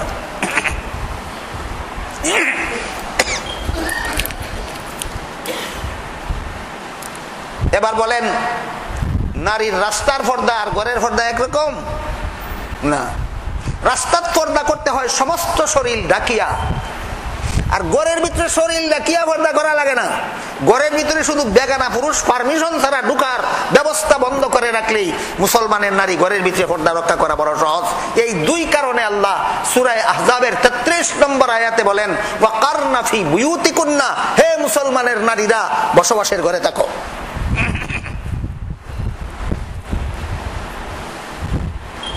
কথায় কথায় অনেক দূরে চলে গেলাম। যে আয়াত তিলাওয়াত করেছিলাম, আয়াতে আল্লাহ বলেন, কোন মানুষ যদি মুমিন হয়, কত কাজের দ্বারা জান্নাতের গ্যারান্টি হয়? যদি মুমিন হও, নেক আমল করো, সহি নিয়তে করো, নবীর তরিকা মতে করো। প্রথম নম্বর কাজটা কোনটা? ঈমান। যার ঈমান আছে তার নামই মুমিন। ঈমান কার আছে? যে কোরআনের কিছু কথা বিশ্বাস করে, সব কথা বিশ্বাস করে। কোথায় গেল সূরা আহজাবের 33 নম্বর আয়াতের কথা? 35 নম্বর সূরা আহজাবের 35 নম্বর আয়াতটা আরো গুরুত্বপূর্ণ। মুহাম্মদুর রাসূলুল্লাহ সাল্লাল্লাহু আলাইহি ওয়াসাল্লামের জমানার একদল মুসলমান মেয়ে লোকেরা মুহাম্মদুর রাসূলুল্লাহর খেদমতে একটা প্রশ্ন পেশ করলো। বলল, আগো আল্লাহর রাসূল, আল্লাহ কোরআনে নারী পুরুষ সবার জন্য সমানভাবে যে সমস্ত বিধিবিধান দিয়েছেন, নামাজ কায়েম করো, রোজা রাখো, ধনী হইয়া থাকলে যাকাত দাও, সামর্থ্যবান হইয়া থাকলে হজ করো, এইগুলি পুরুষের জন্য যেমন নারীর জন্য তেমন। কিন্তু আল্লাহ ডাইরেক্ট সম্বোধন করেছেন পুরুষদেরকে পুরুষ লিঙ্গবোধক শব্দ দ্বারা, সরাসরি নারীদেরকে সম্বোধন করেন না, নারীদেরকে স্ত্রীলিঙ্গবোধক শব্দ ব্যবহার করেন না। এর মানে হলো ডাইরেক্ট নারীদের সাথে আল্লাহ কোনো কথা বলেন না। আল্লাহ ডাইরেক্ট কথা বলতে পুরুষের সাথে কথা বলেন। কেন? নারীদেরকে কি আল্লাহ ঘৃণা করে? এই প্রশ্ন করলেন একদল মুসলমান মেয়ে লোকে মুহাম্মদুর রাসূলুল্লাহর দরবারে। প্রশ্নের গুরুত্বটা বোঝার জন্য একটু উদাহরণ দেই। প্রত্যেক ভাষায় এমন কিছু শব্দ আছে যে পুরুষের জন্য আলাদা, নারীদের জন্য আলাদা, অর্থ এক, কিন্তু পুরুষের জন্য আলাদা, নারীদের জন্য আলাদা। যেমন ইংলিশের উদাহরণটা দিলে আপনারা সহজে বুঝবেন। হি একটা শব্দ, সি একটা শব্দ, দুটোর বাংলা অর্থ সে। হি অর্থ সে, সি অর্থ সে। অর্থ যখন এক, উচ্চারণ দুই রকম। কেন? নারী আর পুরুষের ভিন্নতার কারণে। পুরুষের বেলায় হি, নারীদের জন্য সি। এরকম আরবি ভাষায়ও কতগুলি শব্দ আছে, পুরুষের জন্য আলাদা, নারীদের জন্য আলাদা, অর্থ এক। দেখা যায় কোরআন শরীফের প্রায় সমস্ত আয়াতে আল্লাহ যে সমস্ত শব্দ পুরুষের জন্য ব্যবহৃত হয় ওই সমস্ত শব্দ ব্যবহার করেন, নারীদের জন্য ব্যবহৃত শব্দগুলি ব্যবহার করেন না। এর দ্বারা বোঝা যায় আল্লাহ ডাইরেক্ট পুরুষের সাথে কথা বলেন, আল্লাহ ডাইরেক্ট নারীদের সাথে কোনো কথা বলেন না। কেন? নারীরা কি অপরাধ করলো? আল্লাহ কি নারীদেরকে ঘৃণা করেন? এই প্রশ্ন করলো রসুলের যুগের একদল মুসলমান নারীরা মুহাম্মদুর রাসূলুল্লাহর দরবারে। প্রশ্নের জবাবে আল্লাহ পাক রব্বুল আলামিন সূরা আহজাবের 35 নম্বর আয়াত নাযিল করলেন।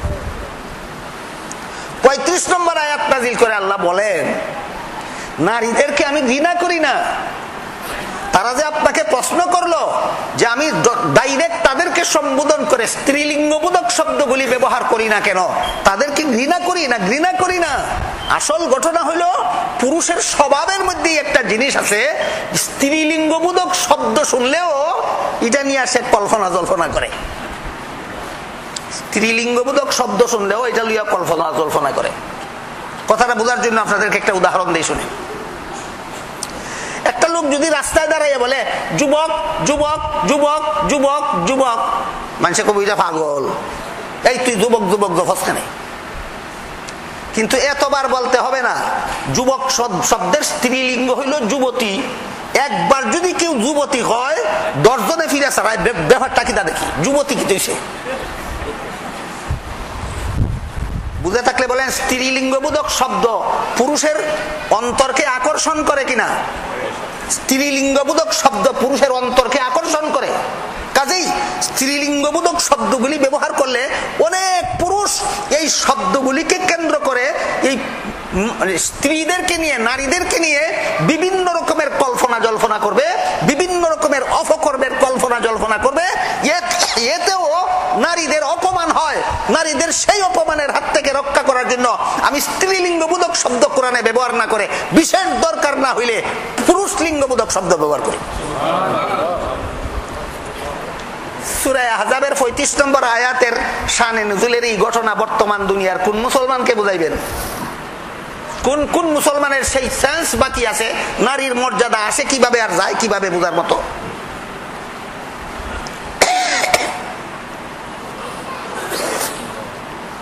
এমনকি আল্লাহ পাক রব্বুল আলামিন সমস্ত কোরআনে শুধু একটা মাত্র মেয়ে লোক ছাড়া সারা দুনিয়ার কোন মেয়ে লোকের নাম বলেন নেই। ফেরাউনের মতো বেঈমান কাফিরের নাম বলেছেন, আরো কত বড় বড় আবু জাহালের মতো কাফিরের নাম বলেছেন, আবু লাহাবের মতো কাফিরের নাম বলেছেন। নবী, অনেক নবীর নাম কোরআনে আল্লাহ বলেছেন, অনেক ওলির নাম আল্লাহ কোরআনে বলেছেন। কিন্তু মুহাম্মাদুর রাসূলুল্লাহ সাল্লাল্লাহু আলাইহি ওয়াসাল্লাম সৃষ্টির শ্রেষ্ঠ মহামানব, যার সমান মর্যাদা আল্লাহ দুনিয়ার কাউকে দান করেননি। স্বয়ং তার মায়ের নাম আল্লাহ কোরআনে বলেননি, তার বিবির নাম আল্লাহ কোরআনে বলেননি, তার মেয়ের নাম আল্লাহ কোরআনে বলেননি, কোন দুনিয়ার কোন মেয়ে লোকের নাম আল্লাহ কোরআনে বলেননি, শুধু একজন মাত্র মেয়ে লোক ছাড়া। এখানে আমাদের দুইটা কথা বোঝার মতো, দুনিয়ার কোন মেয়ে লোকের নাম কোরআনে আল্লাহ বলেন না কেন? সূরা আহজাবের 35 নম্বর আয়াতে আল্লাহ বুঝাইতে চান, মেয়ে লোকের নাম বললেও অনেক পুরুষে এই নামটাকে নিয়ে কল্পনা জল্পনা করে, অনেক রকমের খারাপ ধারণা করে, এতে মেয়েদের অপমান হয়। মেয়েদেরকে এই অপমানের হাত থেকে রক্ষা করার জন্য আমি বিনা প্রয়োজনে কোরআনে কোনো মেয়ে লোকের নামও বলি না। তবে কেন একজনের নাম বললেন এবং ইনি কে? ইনি হইলেন হযরত ঈসা আলাইহিস সালামের মা মরিয়ম। পবিত্র কোরআনের 114 সূরার মধ্যে এক সূরার নামই সূরা মরিয়ম। এই ঈসা আলাইহিস সালামের মা মরিয়মের নামে নামে কোরআনের এক সূরা নাযিল করলেন কেন, এবং এই কোরআনের বিভিন্ন আয়াতে আল্লাহ মরিয়মের নাম বললেন কেন? এটা একটা বিশেষ দরকার। কি সেই বিশেষ দরকার? বিশেষ দরকারটা হলো রাসূল করিম সাল্লাল্লাহু আলাইহি ওয়াসাল্লামের জমানার খ্রিস্টানেরা মরিয়মকে, ঈসা আলাইহিস সালামকে আল্লাহর পুত্র আর ঈসা আলাইহিস সালামের মা মরিয়মকে আল্লাহর স্ত্রী বিশ্বাস করত। আল্লাহ হইলেন পিতা, ঈসা হইলেন পুত্র, আর মরিয়ম ঈসার মা আর আল্লাহর বউ। তার সমাজের মধ্যে আরেকটা প্রথা ছিল, কোন ভদ্র পুরুষ নিজের স্ত্রীর নাম নিজের মুখে উচ্চারণ করতে পারে না। যে পুরুষে নিজের স্ত্রীর নাম উচ্চারণ করে এ অসভ্য। এটা ছিল তখনকার সমাজের খ্রিস্টানদের ধারণা। এই জন্য আল্লাহ পাক রব্বুল আলামিন কোরআনে মরিয়মের নাম উল্লেখ করে প্রমাণ করেছেন, আমার বউ হইলে তো আমি নাম উচ্চারণ করতাম না তোরার ধারণা মতে, আমি যেহেতু নাম উচ্চারণ করলাম প্রমাণ দিলাম মরিয়ম আমার বউ না। মরিয়ম আমার বউ না কথাটা প্রমাণ করার জন্য আল্লাহ শুধু সমস্ত কোরআনে মরিয়ম নামের মেয়ের নাম উচ্চারণ করেছেন। একমাত্র মরিয়ম ছাড়া দুনিয়ার কোন মেয়ে লোকের নাম আল্লাহ কোরআনে উচ্চারণ করেন না কেন? একমাত্র কারণ পুরুষের স্বভাব, মেয়েদের নাম শুনলে, মেয়েলি কণ্ঠ শুনলে, স্ত্রীলিঙ্গবোধক শব্দ শুনলে এইটারে কেন্দ্র করে কল্পনা জল্পনা করে, অনেক কুকর্মের কল্পনা জল্পনা করে, এতে মেয়েদের অপমান হয়। এই অপমানের হাত থেকে আল্লাহ বলতে চান যে আমি নারীদেরকে রক্ষা করার জন্য সরাসরি স্ত্রীলিঙ্গবোধক শব্দ দিয়া কোরআনে কথা বলি না, পুরুষ লিঙ্গবোধক শব্দ দিয়া কোরআনে কথা বলি। এই সূরা আহজাবের 22 নম্বর আয়াতে আল্লাহ বলে, ইয়া নিসাআন নাবিয়্যি লাস্তুন্না কাআহাদিম মিনান নিসাঈ ইন ইত্তাকাইতুন্না ফালা তাখদুআনা বিল কাওলি ফায়াতমাআল্লাযী ফী কলবিহি মারাদুন ওয়া কুলনা কাওলাম মারুফা। হে নবীর বিবিরা আর মুসলমানের নারীরা, ডাইরেক্ট সম্বোধন করেছেন নবীর বিবিদেরকে, আর ইনডাইরেক্ট সম্বোধন করেছেন সমস্ত মুসলমানের নারীদেরকে। আল্লাহ বলেন, হে নবীর বিবিরা আর মুসলমানের নারীরা, তোমাদেরকে আমি সারা দুনিয়ার সমস্ত নারীদের উপর আলাদা মর্যাদা দিয়েছি। বেপরদা কইরা মর্যাদা দিছি না পর্দাতে কি মর্যাদা দিছি? তাহলে বুঝা থাকলে এবার বলেন, নারীর মর্যাদা পর্দার বাইরে না পর্দার ভিতরে? নারীর মর্যাদা পর্দার বাইরে না পর্দার ভিতরে? কেমনে বুঝাইতাম? বাসা ফাই না তুকাইয়া পাখনা খোলা চুলাইয়া দোকানো তৈলে বেশি দামে বিকবো না আনা চুলাইল বাক্সত তৈলে বেশি দামে বিকবো? খোলার দাম বুঝো, বউর দাম বুঝো না কেন? এটা যেমন চুলাইয়া দিলে দাম বাড়ে না, নষ্ট হইয়া যায়, এটাও উদামুখিটা দিলে মর্যাদা বাড়ে না, নষ্ট হইয়া যায়।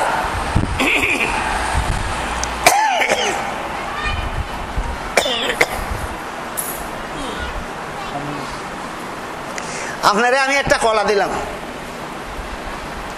এই কলাটা আপনারে সম্মান করার জন্য চামড়া ফালাই চাল ফালাইয়া দিলাম, কিন্তু নিজে কিছু চারটা চুটিয়া দিলাম। চাটা বুঝুনি? চাটা কলার চাল ফালাইয়া নিজে কিছু চাটিয়া আপনার হাতে দিলাম খাইতা। খাইছি না এক টুকরাও, খালি চাটিয়া দিছি। মর্যাদা হইল না অপমান হইল? এটা কোন যাব? মর্যাদা হইল? অপমান হইল? খাওয়ার যোগ্য রইল না অযোগ্য হইল? হাদিস শরীফে আল্লাহ রাসূল বলেন, যে যুবতী মেয়েরে রাস্তার পুরুষ পালেরা কুনজরে দেখে, এটারে চোখ দিয়া চাটিলায়, যে চাটিলাইছে, এটা আর কোন বালা মানুষের বিবি হওয়ার যোগ্য রইছে না, যে ছাটা মাল, যে জুটা মাল। খারে বুঝাইতা এটা খারে বুঝাইতা। এই জন্য সূরা আহজাবের 32 নম্বর আয়াতে আল্লাহ বলেন, লাস্তুন্না কাআহাদিম মিনান নিসাঈ ইন ইত্তাকাইতুন্না ফালা তাখদুআনা বিল কাওলি ফায়াতমাআল্লাযী ফী কলবিহি মারাদ ওয়া কুলনা কাওলাম মারুফা। হে নবীর বিবিরা আর মুসলমানের নারীরা, ভিন্ন কোন পুরুষের সাথে, ভিন্ন পুরুষ কারে কয় আগে কইছি, ভিন্ন কোন পুরুষের সাথে ফালতু আলাপ নিষিদ্ধ। ফালতু আলাপ নিষিদ্ধ। জরুরি কথা থাকলে বলতে পারো, তাহলে ভিন্ন পুরুষের সাথে ভিন্ন নারী কেমন কথা বলবে এই ব্যাপারেও কোরআনের কোন রুল রেগুলেশন আছে কিনা? ফালতু আলাপ নিষিদ্ধ, জরুরি কথা বলতে পারো। কিন্তু আল্লাহ বলেন, ফালা তাখদুআনা বিল কাওল, ভিন্ন পুরুষের সাথে যদি মুসলমানের কোন নারী জরুরি কোনো কথা বলে, গলার আওয়াজের মধ্যে রস লাগাইয়া বলতে পারবে না, মধুর কণ্ঠস্বরে বলতে পারবে না, কর্কশ স্বরে বলতে হবে।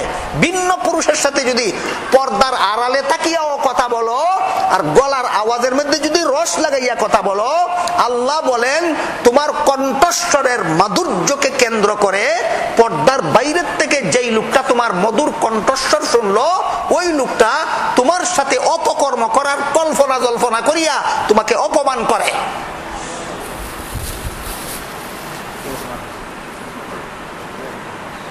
এবার বলেন মুসলমানের কোন মেয়ের গানের ক্যাসেট বাজার পাওয়া যায়নি? মুসলমান মেয়ের নাতের ক্যাসেট, কেরাতের ক্যাসেট, গজলের ক্যাসেট, গানের ক্যাসেট বাজারও কিনতে পাওয়া যায় কিনা? আল্লাহ কি বলেন?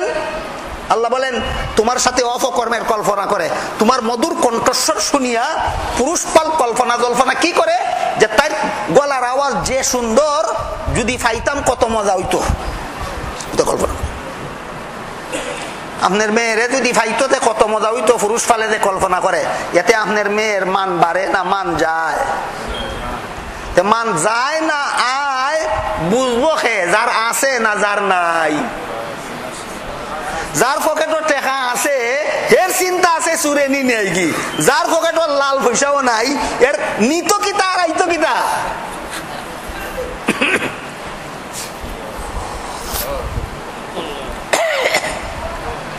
যে সমস্ত পুরুষ নিজেদের মা বোনের মান বুঝে, মান জানে, এদের ভয় আছে আমার মা বোনের মান নি যায়, আমার মা বোনকে গলার মধুস্বরকে কেন্দ্র করিয়া, আমার মা বোনের নামকে কেন্দ্র করিয়া, আমার মা বোনের সুন্দর চেহারাকে দেখিয়া পুরুষ বলে অপকর্মের কল্পনা করলে আমার মা বোনের মান যায়। যে মনে করে মান যায় সে মান রক্ষা করার চেষ্টা করে, যে মান আয় কেমনে যায় কেমনে বুঝে না, এ রক্ষা করার কথাও বুঝে না।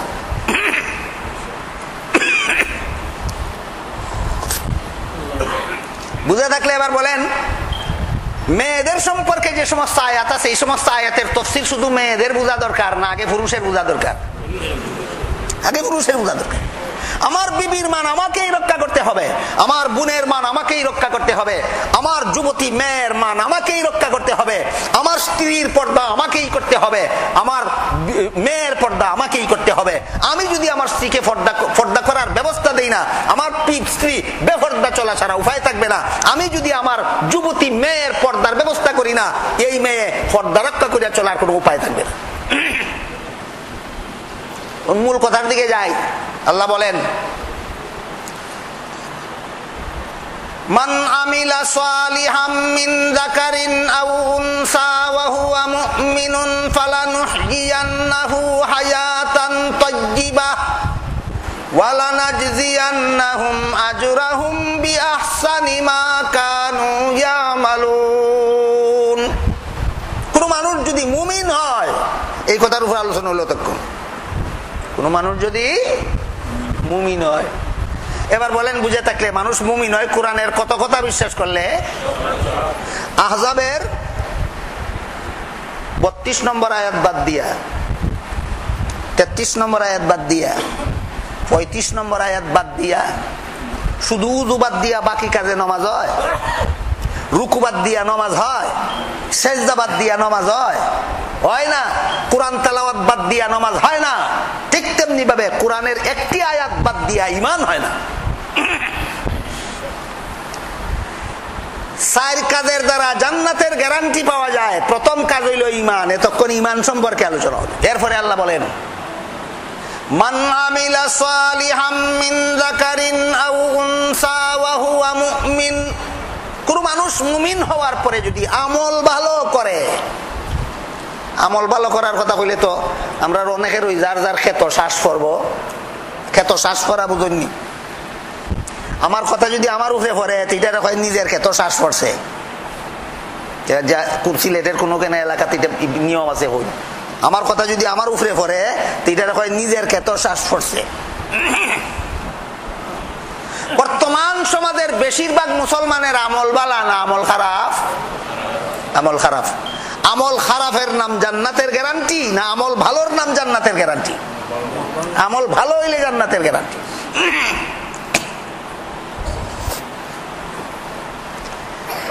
3 নম্বর দায়িত্ব হইল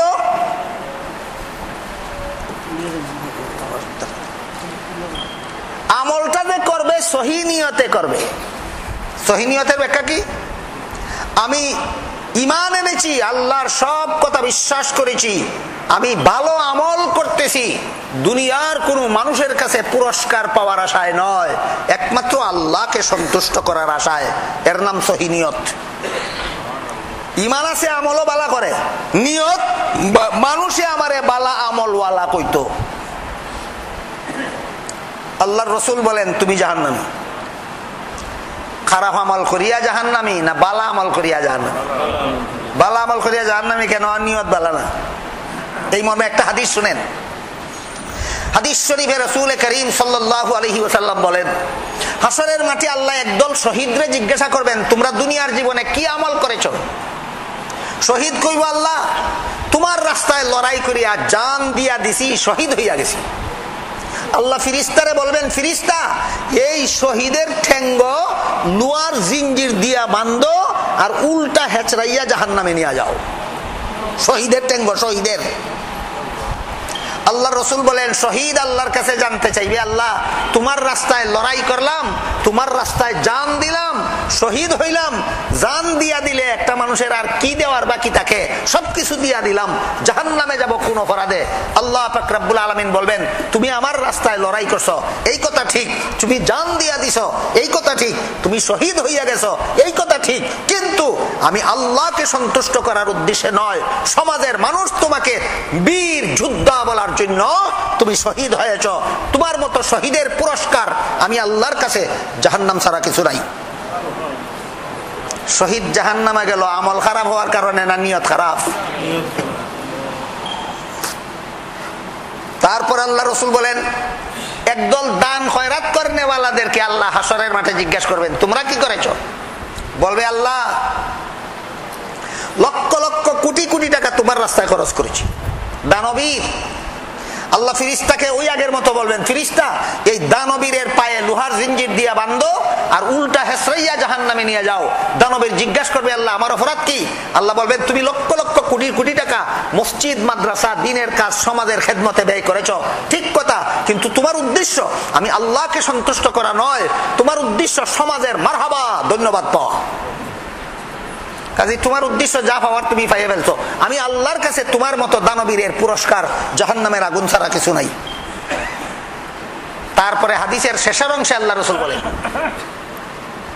হাসরের মাঠে আল্লাহ একদল আলিমকে জিজ্ঞাসা করবেন তোমরা কি আমল করেছো? এখন পড়বনি নিজের ক্ষেত শ্বাস, আগে বুঝছেন না নিজের ক্ষেত শ্বাস পর আগারে কয়।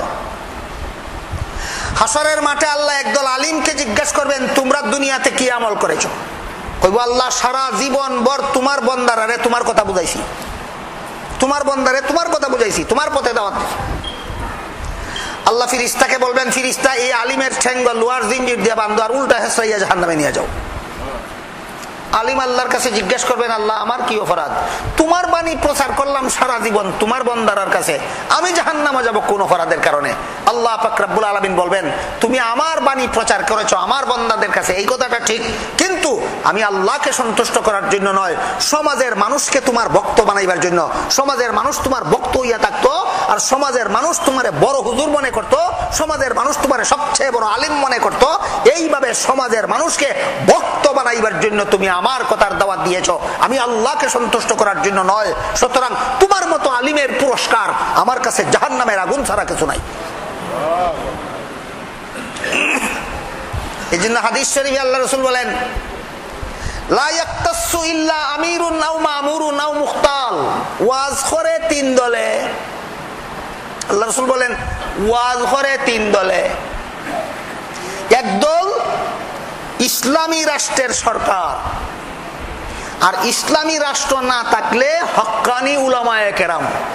ওই ইসলামী রাষ্ট্রের সরকারের পরিবর্তে, ইসলামী রাষ্ট্রের সরকারের পরিবর্তে যদি ইসলামী রাষ্ট্র না থাকে হক্কানি উলামায়ে কেরাম ওই ইসলামী রাষ্ট্রের সরকারের স্থলাভিষিক্ত একদল, হয়তো ইসলামী রাষ্ট্রের সরকার আর না হয় হক্কানি উলামায়ে কেরাম। দুই নম্বর দল ইসলামী রাষ্ট্রের সরকারের অনুমোদিত অথবা হক্কানি উলামায়ে কেরামের সমর্থিত ব্যক্তি যদি ওয়াজ করে, এই দুই দলের ওয়াজ ঠিক আছে।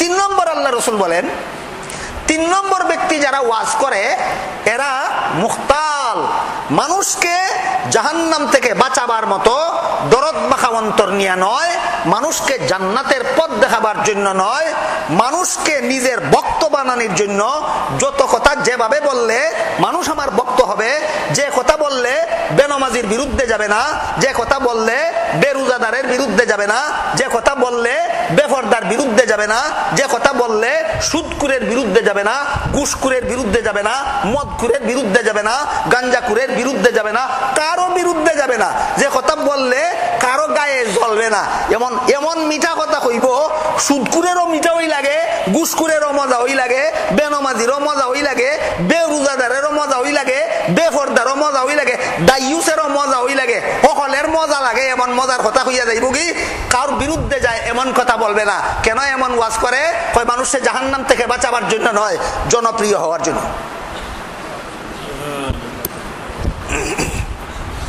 হাদিস শরীফে রাসূল করিম সাল্লাল্লাহু আলাইহি ওয়াসাল্লাম বলেন, ওয়াজ করে তিন দল, হয়তো ইসলামী রাষ্ট্রের সরকার, আর না হয় হক্কানি উলামায়ে কেরাম, আর না হয় তাদের সমর্থিত।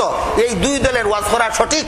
আর যারা ওয়াজ করে মানুষকে জাহান্নাম থেকে বাঁচাবার পথ দেখানোর জন্য নয়, মানুষকে জান্নাতের পথ দেখানোর জন্য নয়, মানুষকে নিজের ভক্ত বানাইয়া রাখার জন্য যারা ওয়াজ করে, এদেরকেই হাসরের মাঠে আল্লাহ বলবেন, ফিরিস্তা এই ওয়াইজের ঠ্যাঙ্গ লোহার জিঞ্জির দিয়ে বাঁধো, আর এই ওয়াইজরে উল্টা হেসরাইয়া জাহান্নামে নিয়ে যাও। আরেক হাদিসে আল্লাহ রাসূল বলেন, জাহান্নামীরা জাহান্নামের ভিতরে যাওয়ার পরে একদল জাহান্নামীর চিৎকারের কারণে সমস্ত জাহান্নামীরা অস্থির হয়ে যাবে। এই লোকটার কি হইলো, এত চিৎকার দেয় কেন? জাহান্নামীরা বীর করবো তারা দেখার জন্য। আইসা দেখবে যে তার পেটের ভিতরের নারী বুড়ি পায়খানার রাস্তা দিয়ে বাহির হইয়া গেছে, আর এইগুলির চতুর্দিক দিয়ে সে পাগলের মতো চক্কর দিতেছে, আর যন্ত্রণায় ছটফট ছটফট করতে করতে চিৎকার দিতেছে। দেখা মাত্র জাহান্নামীরা তারা চিনি লইব। আল্লাহ রাসূল বলেন, জাহান্নামীরা তারা চিনব লোকটাকে। এই তাই দেখি সারা জীবন আমরা ওয়াজ করছিলাম, তাই নির্দোষা কিতা লোকটাকে অচিনা না সমাজের লোকের চিনা? কে? ইনি একজন ওয়াইজ, যিনি সারা জীবন বড় মানুষকে ওয়াজ করেছে। তখন জাহান্নামীরা তারা জিজ্ঞেস করবে, এই মিয়া তুমি সারা জীবন আমরারে ওয়াজ করছো, তোমার এই দুর্দশা কেন আজকে জাহান্নামে? তখন কইব, তোমরারে ওয়াজ করছিলাম তোমরারে জাহান্নাম থেকে বাঁচানির লাগি নাই, তোমরারে ওয়াজ করছিলাম আমার বক্তব্য বানানির লাগি। আসলে আমলের কোনো ওয়াজ তোমরারে করছি না, খারাপ আমল ছাড়ো, ভালো আমল করো, এগুলি কইছি না। কইছি যা কইছি তোমরারে আমার বক্তব্য বানাইতাম কইছি। একদল শহীদ জাহান্নামে গেল, একদল দানবীর জাহান্নামে গেল, একদল ওয়াইজ আলিম জাহান্নামে গেল। ইমানেরও ভাবে না, নেক আমলেরও ভাবে না, সহি নিয়তেরও ভাবে? সহি নিয়তেরও ভাবে। চার কাজের দ্বারা জান্নাতের গ্যারান্টি পাওয়া যায়। 1 নম্বর ইমান, 2 নম্বর নেক আমল, 3 নম্বর সহি নিয়ত, 4 নম্বর নবীর তরিকা। নবীর তরিকা কি? নবীর শিক্ষা দেওয়া নিয়ম। নবী যে আমলের নিয়ম যেভাবে শিক্ষা দিয়েছেন সেই আমল সেইভাবে করা, এটার নাম হলো নবীর তরিকা। নবী করিম সাল্লাল্লাহু আলাইহি ওয়াসাল্লাম পুরুষদের জন্য নামাজ পড়ার আলাদা নিয়ম শিক্ষা দিয়েছেন, নারীদের জন্য নামাজ পড়ার আলাদা নিয়ম শিক্ষা দিয়েছেন। নারী পুরুষের নামাজের নিয়ম একরকম নয়, ভিন্ন ভিন্ন। এর মধ্যে একটা মশলা মনে হয় আপনারাও জানা আছে। বলেন তো, পুরুষের জন্য নামাজে কতটুকু ঢাকিয়া রাখা ফরজ শরীরের? নাভির থেকে হাঁটু পর্যন্ত। মেয়ে লোকেরও নাভির থেকে হাঁটু পর্যন্ত ঢাকিয়া রাখা ফরজ না 3 অঙ্গ ছাড়া সমস্ত শরীর? তাহলে নারীর নামাজের নিয়ম আর পুরুষের নামাজের নিয়ম একরকম না ভিন্ন ভিন্ন? ভিন্ন ভিন্ন। দুঃখের ব্যাপার, দীর্ঘদিন পর্যন্ত ভিন্ন সমাজের লোক নারী পুরুষ সমান কইত, বর্তমানে কিছু আলেমও নারী পুরুষ সমান কয়। নারী পুরুষের নামাজে কোনো বেশ কম নাই, নারী পুরুষের নামাজে বলে কোনো বেশ কম নাই। প্রথম নম্বর বেশ কম সব মুসলমানে জানে, পুরুষের নামাজে নাভির থেকে হাঁটু পর্যন্ত ঢেকে রাখা ফরজ, বাকি শরীর ঢাকিয়ে রাখা ফরজ নয়, সুন্নত। সুন্নত লঙ্ঘন করলে সওয়াব নষ্ট হয়, ভিন্ন কথা, কিন্তু ফরজ লঙ্ঘন করলে নামাজই হয় না। নারী যদি পুরুষের মতো নাভির থেকে হাঁটু পর্যন্ত ঢাকিয়ে নামাজ পড়ে, তার নামাজই হবে না। নারীর 3 অঙ্গ ছাড়া সমস্ত শরীর ঢাকিয়ে নামাজ পড়তে হবে। এই উদাহরণ, একটা মাত্র উদাহরণ যথেষ্ট। নারী পুরুষের নামাজের মধ্যে নবীর তরিকা একরকম না, ভিন্ন ভিন্ন, ভিন্ন ভিন্ন। এই জন্য হাদিস শরীফে হযরত রাসূল করিম সাল্লাল্লাহু আলাইহি ওয়াসাল্লাম বলেন, খায়রু মাসাজিদিন নিসাই কারু বুয়ুতিহিন, নারীদের উত্তম মসজিদ তাদের ঘরের কোণা। নারীদের উত্তম মসজিদ তাদের ঘরের কোণা।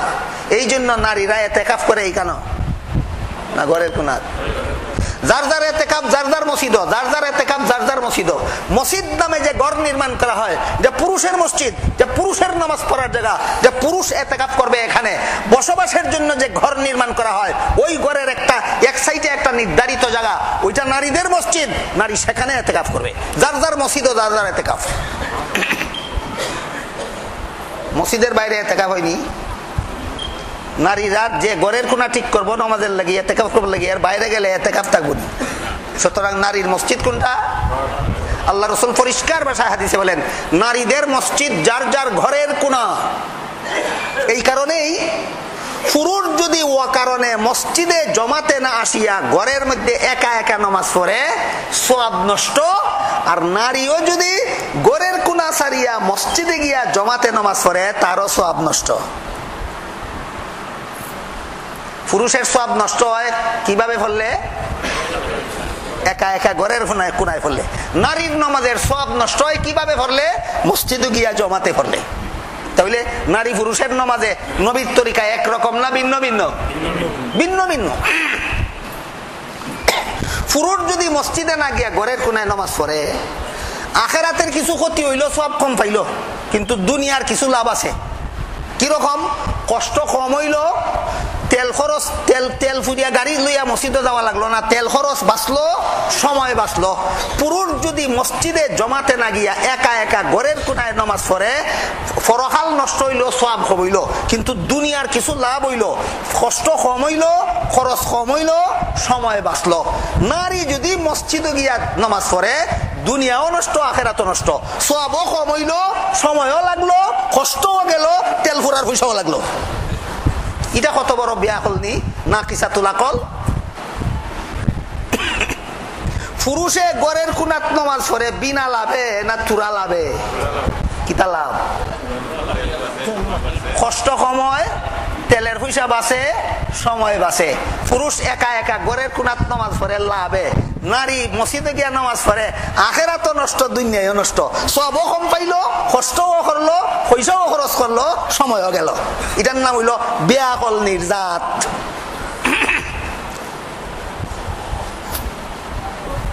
এক হাদিসে উল্লেখ আছে, হযরত রাসূল করিম সাল্লাল্লাহু আলাইহি ওয়াসাল্লাম বলেন, হে পুরুষেরা, তোমাদের নারীরা যদি মসজিদে গিয়া জমাতের নামাজে শামিল হইতে চায়, বাধা দিও না।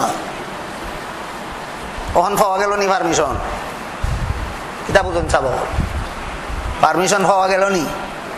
এক হাদিসে রাসূল বলেন, মেয়েদের ঘরের কোণা উত্তম মসজিদ।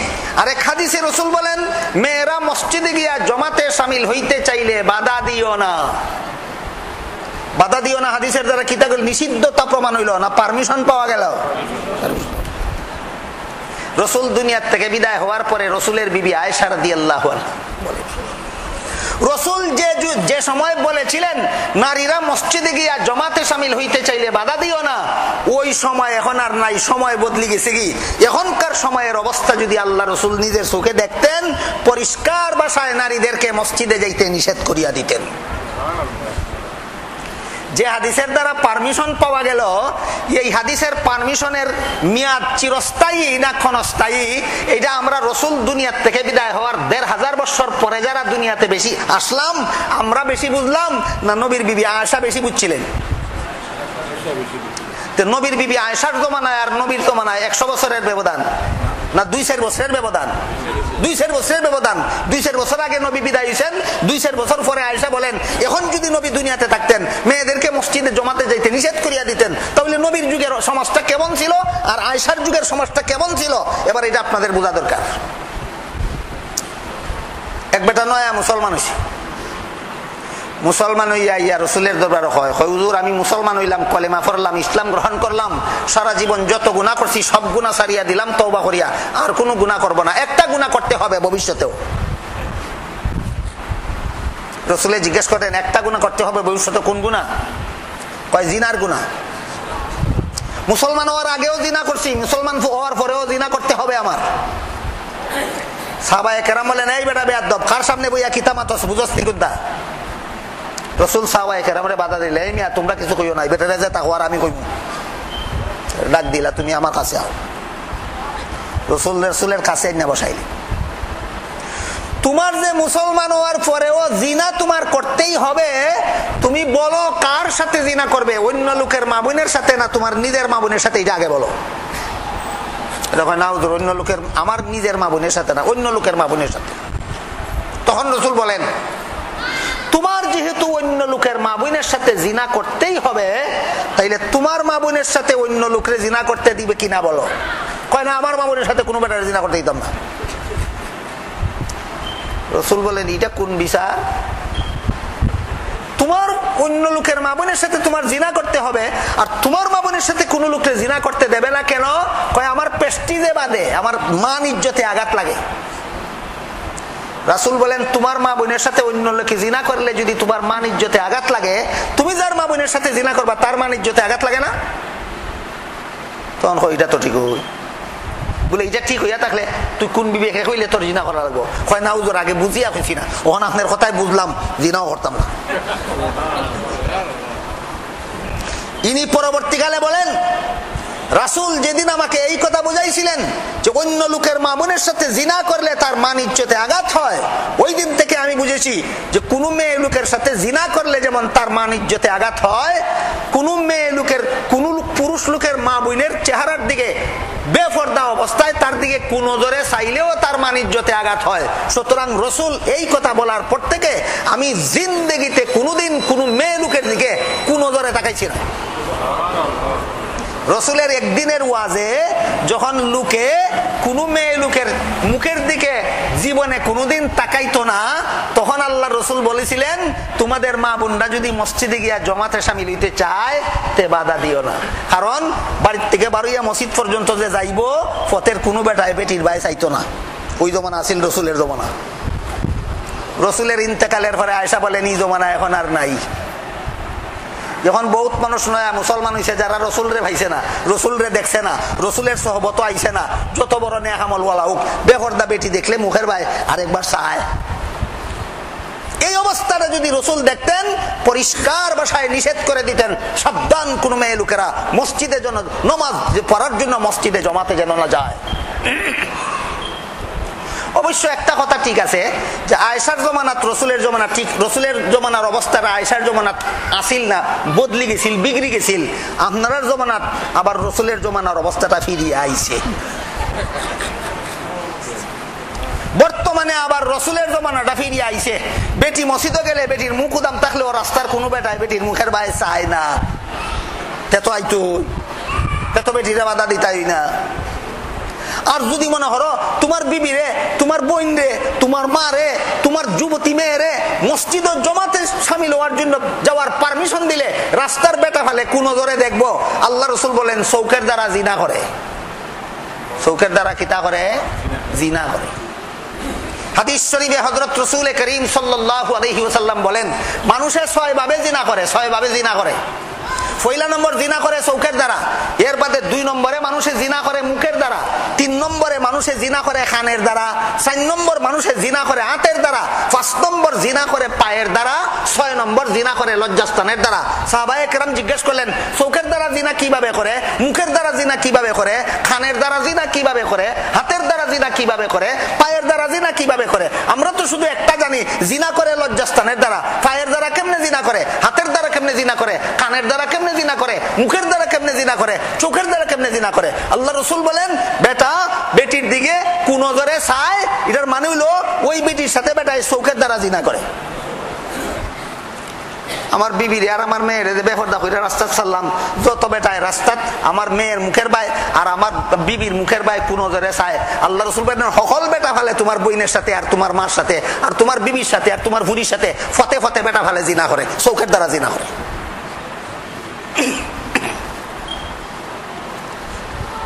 বেটায় কইছিল, কি কাম করলাম রে ভাই, গাজীর গীত গাইয়া 12 আনা রুজি করলাম, দেখতে খা খাইয়া। রুজি করলো কত? 12 আনার খানি খরচ কত? 1.5 টাকা, লাভ কত? এই মেয়ে লোকরে মসজিদে জমাতো ভাটানির অবস্থায় জয়ী কি কাম করলাম রে ভাই, গাজীর গীত গাইয়া 12 আনা রুজি করলাম 1.5 টাকা খাইয়া। সব কমলো, সময় নষ্ট হইল, তেল খরচের পয়সাও গেল, অতিরিক্ত কিছু কষ্ট হইল, আর বেটা ফালে চৌকের জিনাও হলো। কি পরিমাণ লাভ! এবার তো 12 আনা রুজি করছিল 1.5 টাকা খাইয়া, আমার তো আনা রুজি ওই 3 টাকা খরচ। বেটা তো 12 আনা রুজি করছিল 1.5 টাকা খাইয়া, আমি রুজি হইছে না আনা রুজি ওই 1.5 টাকা খরচ না 3 টাকা খরচ। এই বিবেকের অবস্থায় আমরা বর্তমান দুনিয়াতে আছি। কি কারণে? আমরা বুঝতে রাজি না। ইয়াদ আছে নি মূল কথা? কত খামের দ্বারা জান্নাতের গ্যারান্টি? 1 নম্বর ইমান, 2 নম্বর নেক আমল, 3 নম্বর সহি নিয়ত, আর 4 নম্বর মন গড়া তরিকা। ইমান, আমল, সহি নিয়ত, মন গড়া তরিকা। ইমান, আমল, সহি নিয়ত, মন গড়া তরিকা। কত নম্বর কোনটাত ভুল হইছে? আমার কত নম্বরটাত ভুল হইছে? দেখো আপনারা কত নম্বরটা সংশোধন কেমনে হইতো? ইমান, আমল, সহি নিয়ত, মন গড়া তরিকা নয়, নবীর তরিকা। পুরুষের নামাজের জন্য নবীর তরিকা আলাদা, মেয়ে লোকের নামাজের জন্য নবীর তরিকা আলাদা।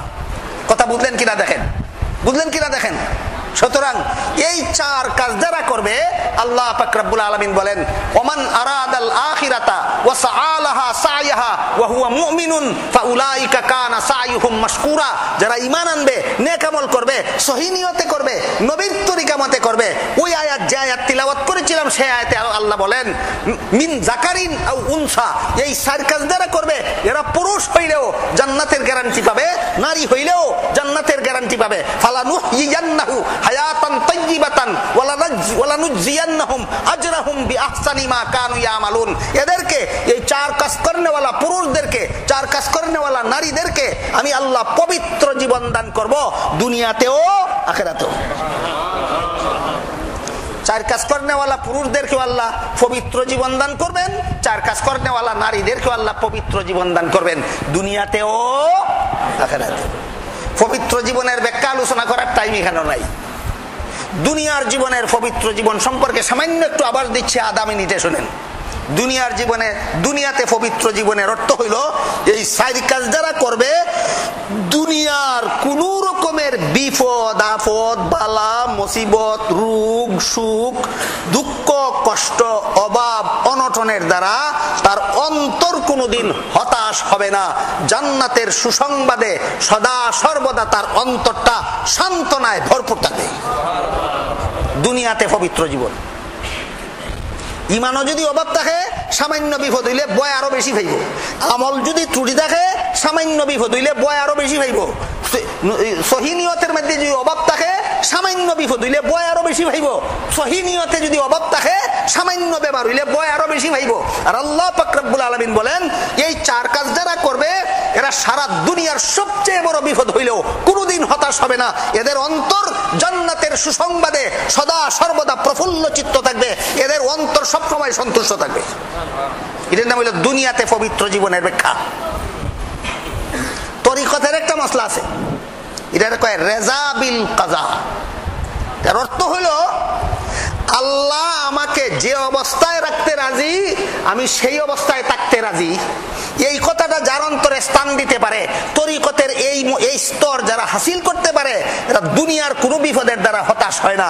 এরা সব সময় বুঝতে পারে যে আল্লাহ আমাকে যেটা দিচ্ছেন, এর বিনিময়ে আমাকে বিরাট পুরস্কার দিবেন। সুতরাং আমি অসন্তুষ্ট নই, আমি সন্তুষ্ট। বুঝে থাকতে বলেন, অসন্তুষ্ট হইলে মনে শান্তি হয় না সন্তুষ্ট হইলে মনে শান্তি হয়?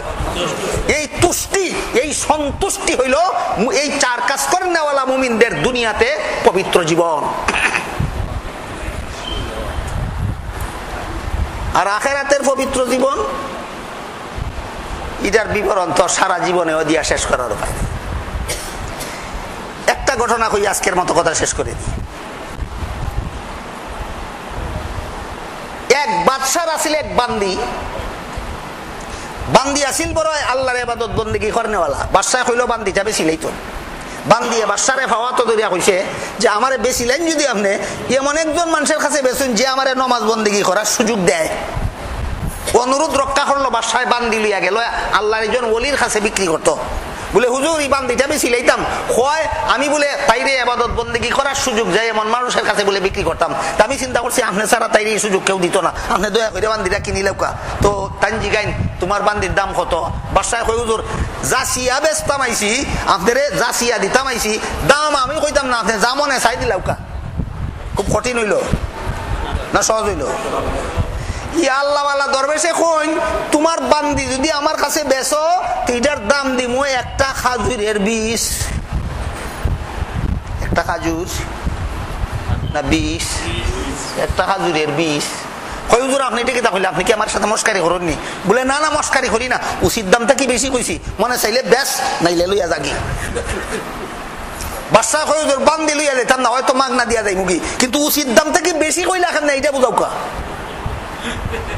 তখন দরবেশে কয় হাদিস শরীফে হযরত রাসূল করিম সাল্লাল্লাহু আলাইহি ওয়াসাল্লাম বলেন মান সামা রমাদানা ফি ইনসাতিন ওয়া সুকুতিন ওয়া যিকরিল্লাহি তাআলা ওয়া আহাল্লা হালালাহু ওয়া হারামা হারামাহু বানাল্লাহু লাহু বাইতান ফিল জান্নাতি ইলা আখিরিল হাদিস। আল্লাহ রাসূল বলেন যে ব্যক্তি আল্লাহর ওয়াস্তে রোজা রাখে, সব রকমের বাজে কথা ছাড়িয়া দিয়া আল্লাহর ইবাদত বندگی করে, আর এই রোজাদারে যদি তাসবিহ পড়ে সুবহানাল্লাহ সুবহানাল্লাহ পড়ে, তার একটা সুবহানাল্লাহ পড়ার বদলা আল্লাহ তার জন্য বেহেশতে একটা স্বর্ণের ঘর তৈরি করেন এবং সেই ঘরের মধ্যে এমন একজন হুরি তৈরি করেন তার বিবি হিসাবে, যার মুখের তুতুর মধ্যে মেশকে আম্বরের সুগন্ধ, যার শরীরের ঘামের মধ্যে মেশকে আম্বরের সুগন্ধ, যার পেটের ভিতরে পেশাবও নাই পায়খানাও নাই, যার দুর্গন্ধযুক্ত ঘাম বাহির হয় না, এই রকম পবিত্র একটা বিবি, এই রকম একটা পবিত্র নারী আমি বেহেশতের মধ্যে পাই, স্বর্ণের একটা ঘর পাই।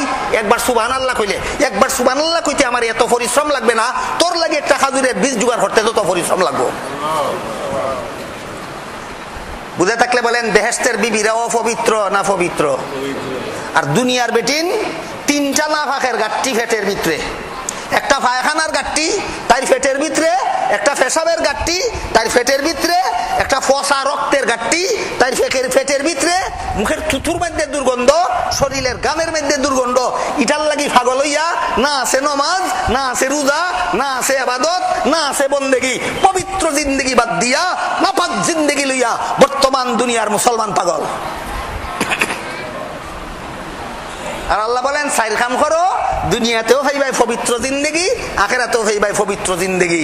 আল্লাহ আপনাদের আমাদের সবাইকে দুনিয়া আখিরাতে পবিত্র জিন্দেগি হাসিল করার তৌফিক দান করুন। সবাই বলুন আমিন। সুবহান রাব্বিকা রাব্বিল ইজ্জাতি আম্মা ইয়াসিফুন ওয়া সালামুন আলাল মুরসালিন আলহামদুলিল্লাহি রাব্বিল আলামিন ওয়া সাল্লাল্লাহু তাআলা আলা খাইরি খালকিহি মুহাম্মাদি ওয়া আলিহি ওয়া আসহাবিহি আজমাইন। ওরে রে, আরে এখন কথা রইছে বাকি, আমি ফাউল লিখলাম। আজান হইব সময় মতো ইনশাআল্লাহ নামাজ দিব কয়েক মিনিটের মধ্যে। এইসব কথা আপনার আর জানার বুঝার হুনার দরকার নি, না দরকার নাই? খে জানাইবা খে বুঝাইবা যেই না আলিম না হেইন না, যেই না আলিম হেইন। আলিম তা আলিম তৈয়ার হইন কই মাদ্রাসাত। আপনার বাচ্চা দিলে না না দিলে দিলে বাচ্চা মাদ্রাসাত দিলে আলিম তৈয়ার হওয়ার ব্যবস্থা করলা, বাচ্চারে ফরানির লাগি যে খরচ লাগবো, মাদ্রাসার খরচ বহন করার লাগি এটা তো সহযোগিতা করা লাগবো। আপনারা কেন আপনার বাচ্চা নিয়ে যাতে জাহান্নামে নিয়ে যাইতে না পারে, যাতে আপনার বাচ্চা নিয়ে জাহান্নাম থেকে রক্ষা করা যায়, আর গোটা সমাজে জাহান্নাম থেকে রক্ষা করার জন্য একদল আলিম যাতে আপনাদের মধ্যে তৈয়ার হয়। বাংলাদেশ থেকে, পাকিস্তান থেকে, ভারত থেকে কর্জ করিয়া আলিম কতদিন আনতে চাই। আমরা তো চাই আপনারা আলিমে আপনারা কাম করতে আমরা না আইলে যাতে চলে। এটা আমার মনের কথাটা কইলাম। মনে করেন না যেন আমার সাথে আই আপনারা সাথে মনের সাথে হাজারবার বোঝাপড়া করি, কিতার লাগি যাও। এই বদ্দিন পরিবেশে তারা আছে, বেপরদা পরিবেশে তারা আছে, নাফাক পরিবেশে তারা আছে, গান্দা পরিবেশে তারা আছে। যদি মাঝে মাঝে আলিম উলামারা নানাগুনা হয়, আলিম উলামার সংস্রব হয়, কোরআন হাদিসের কিছু কথা শুনে চেষ্টা করবে জাহান্নাম থেকে বাঁচার, চেষ্টা করবে জান্নাতে যাওয়ার, ওই পথ দেখাবার স্বার্থে আসি। সুতরাং কর্জা করা আলিম দিয়া আপনারা জাহান্নাম থেকে বাঁচার পথ দেখা সহজ।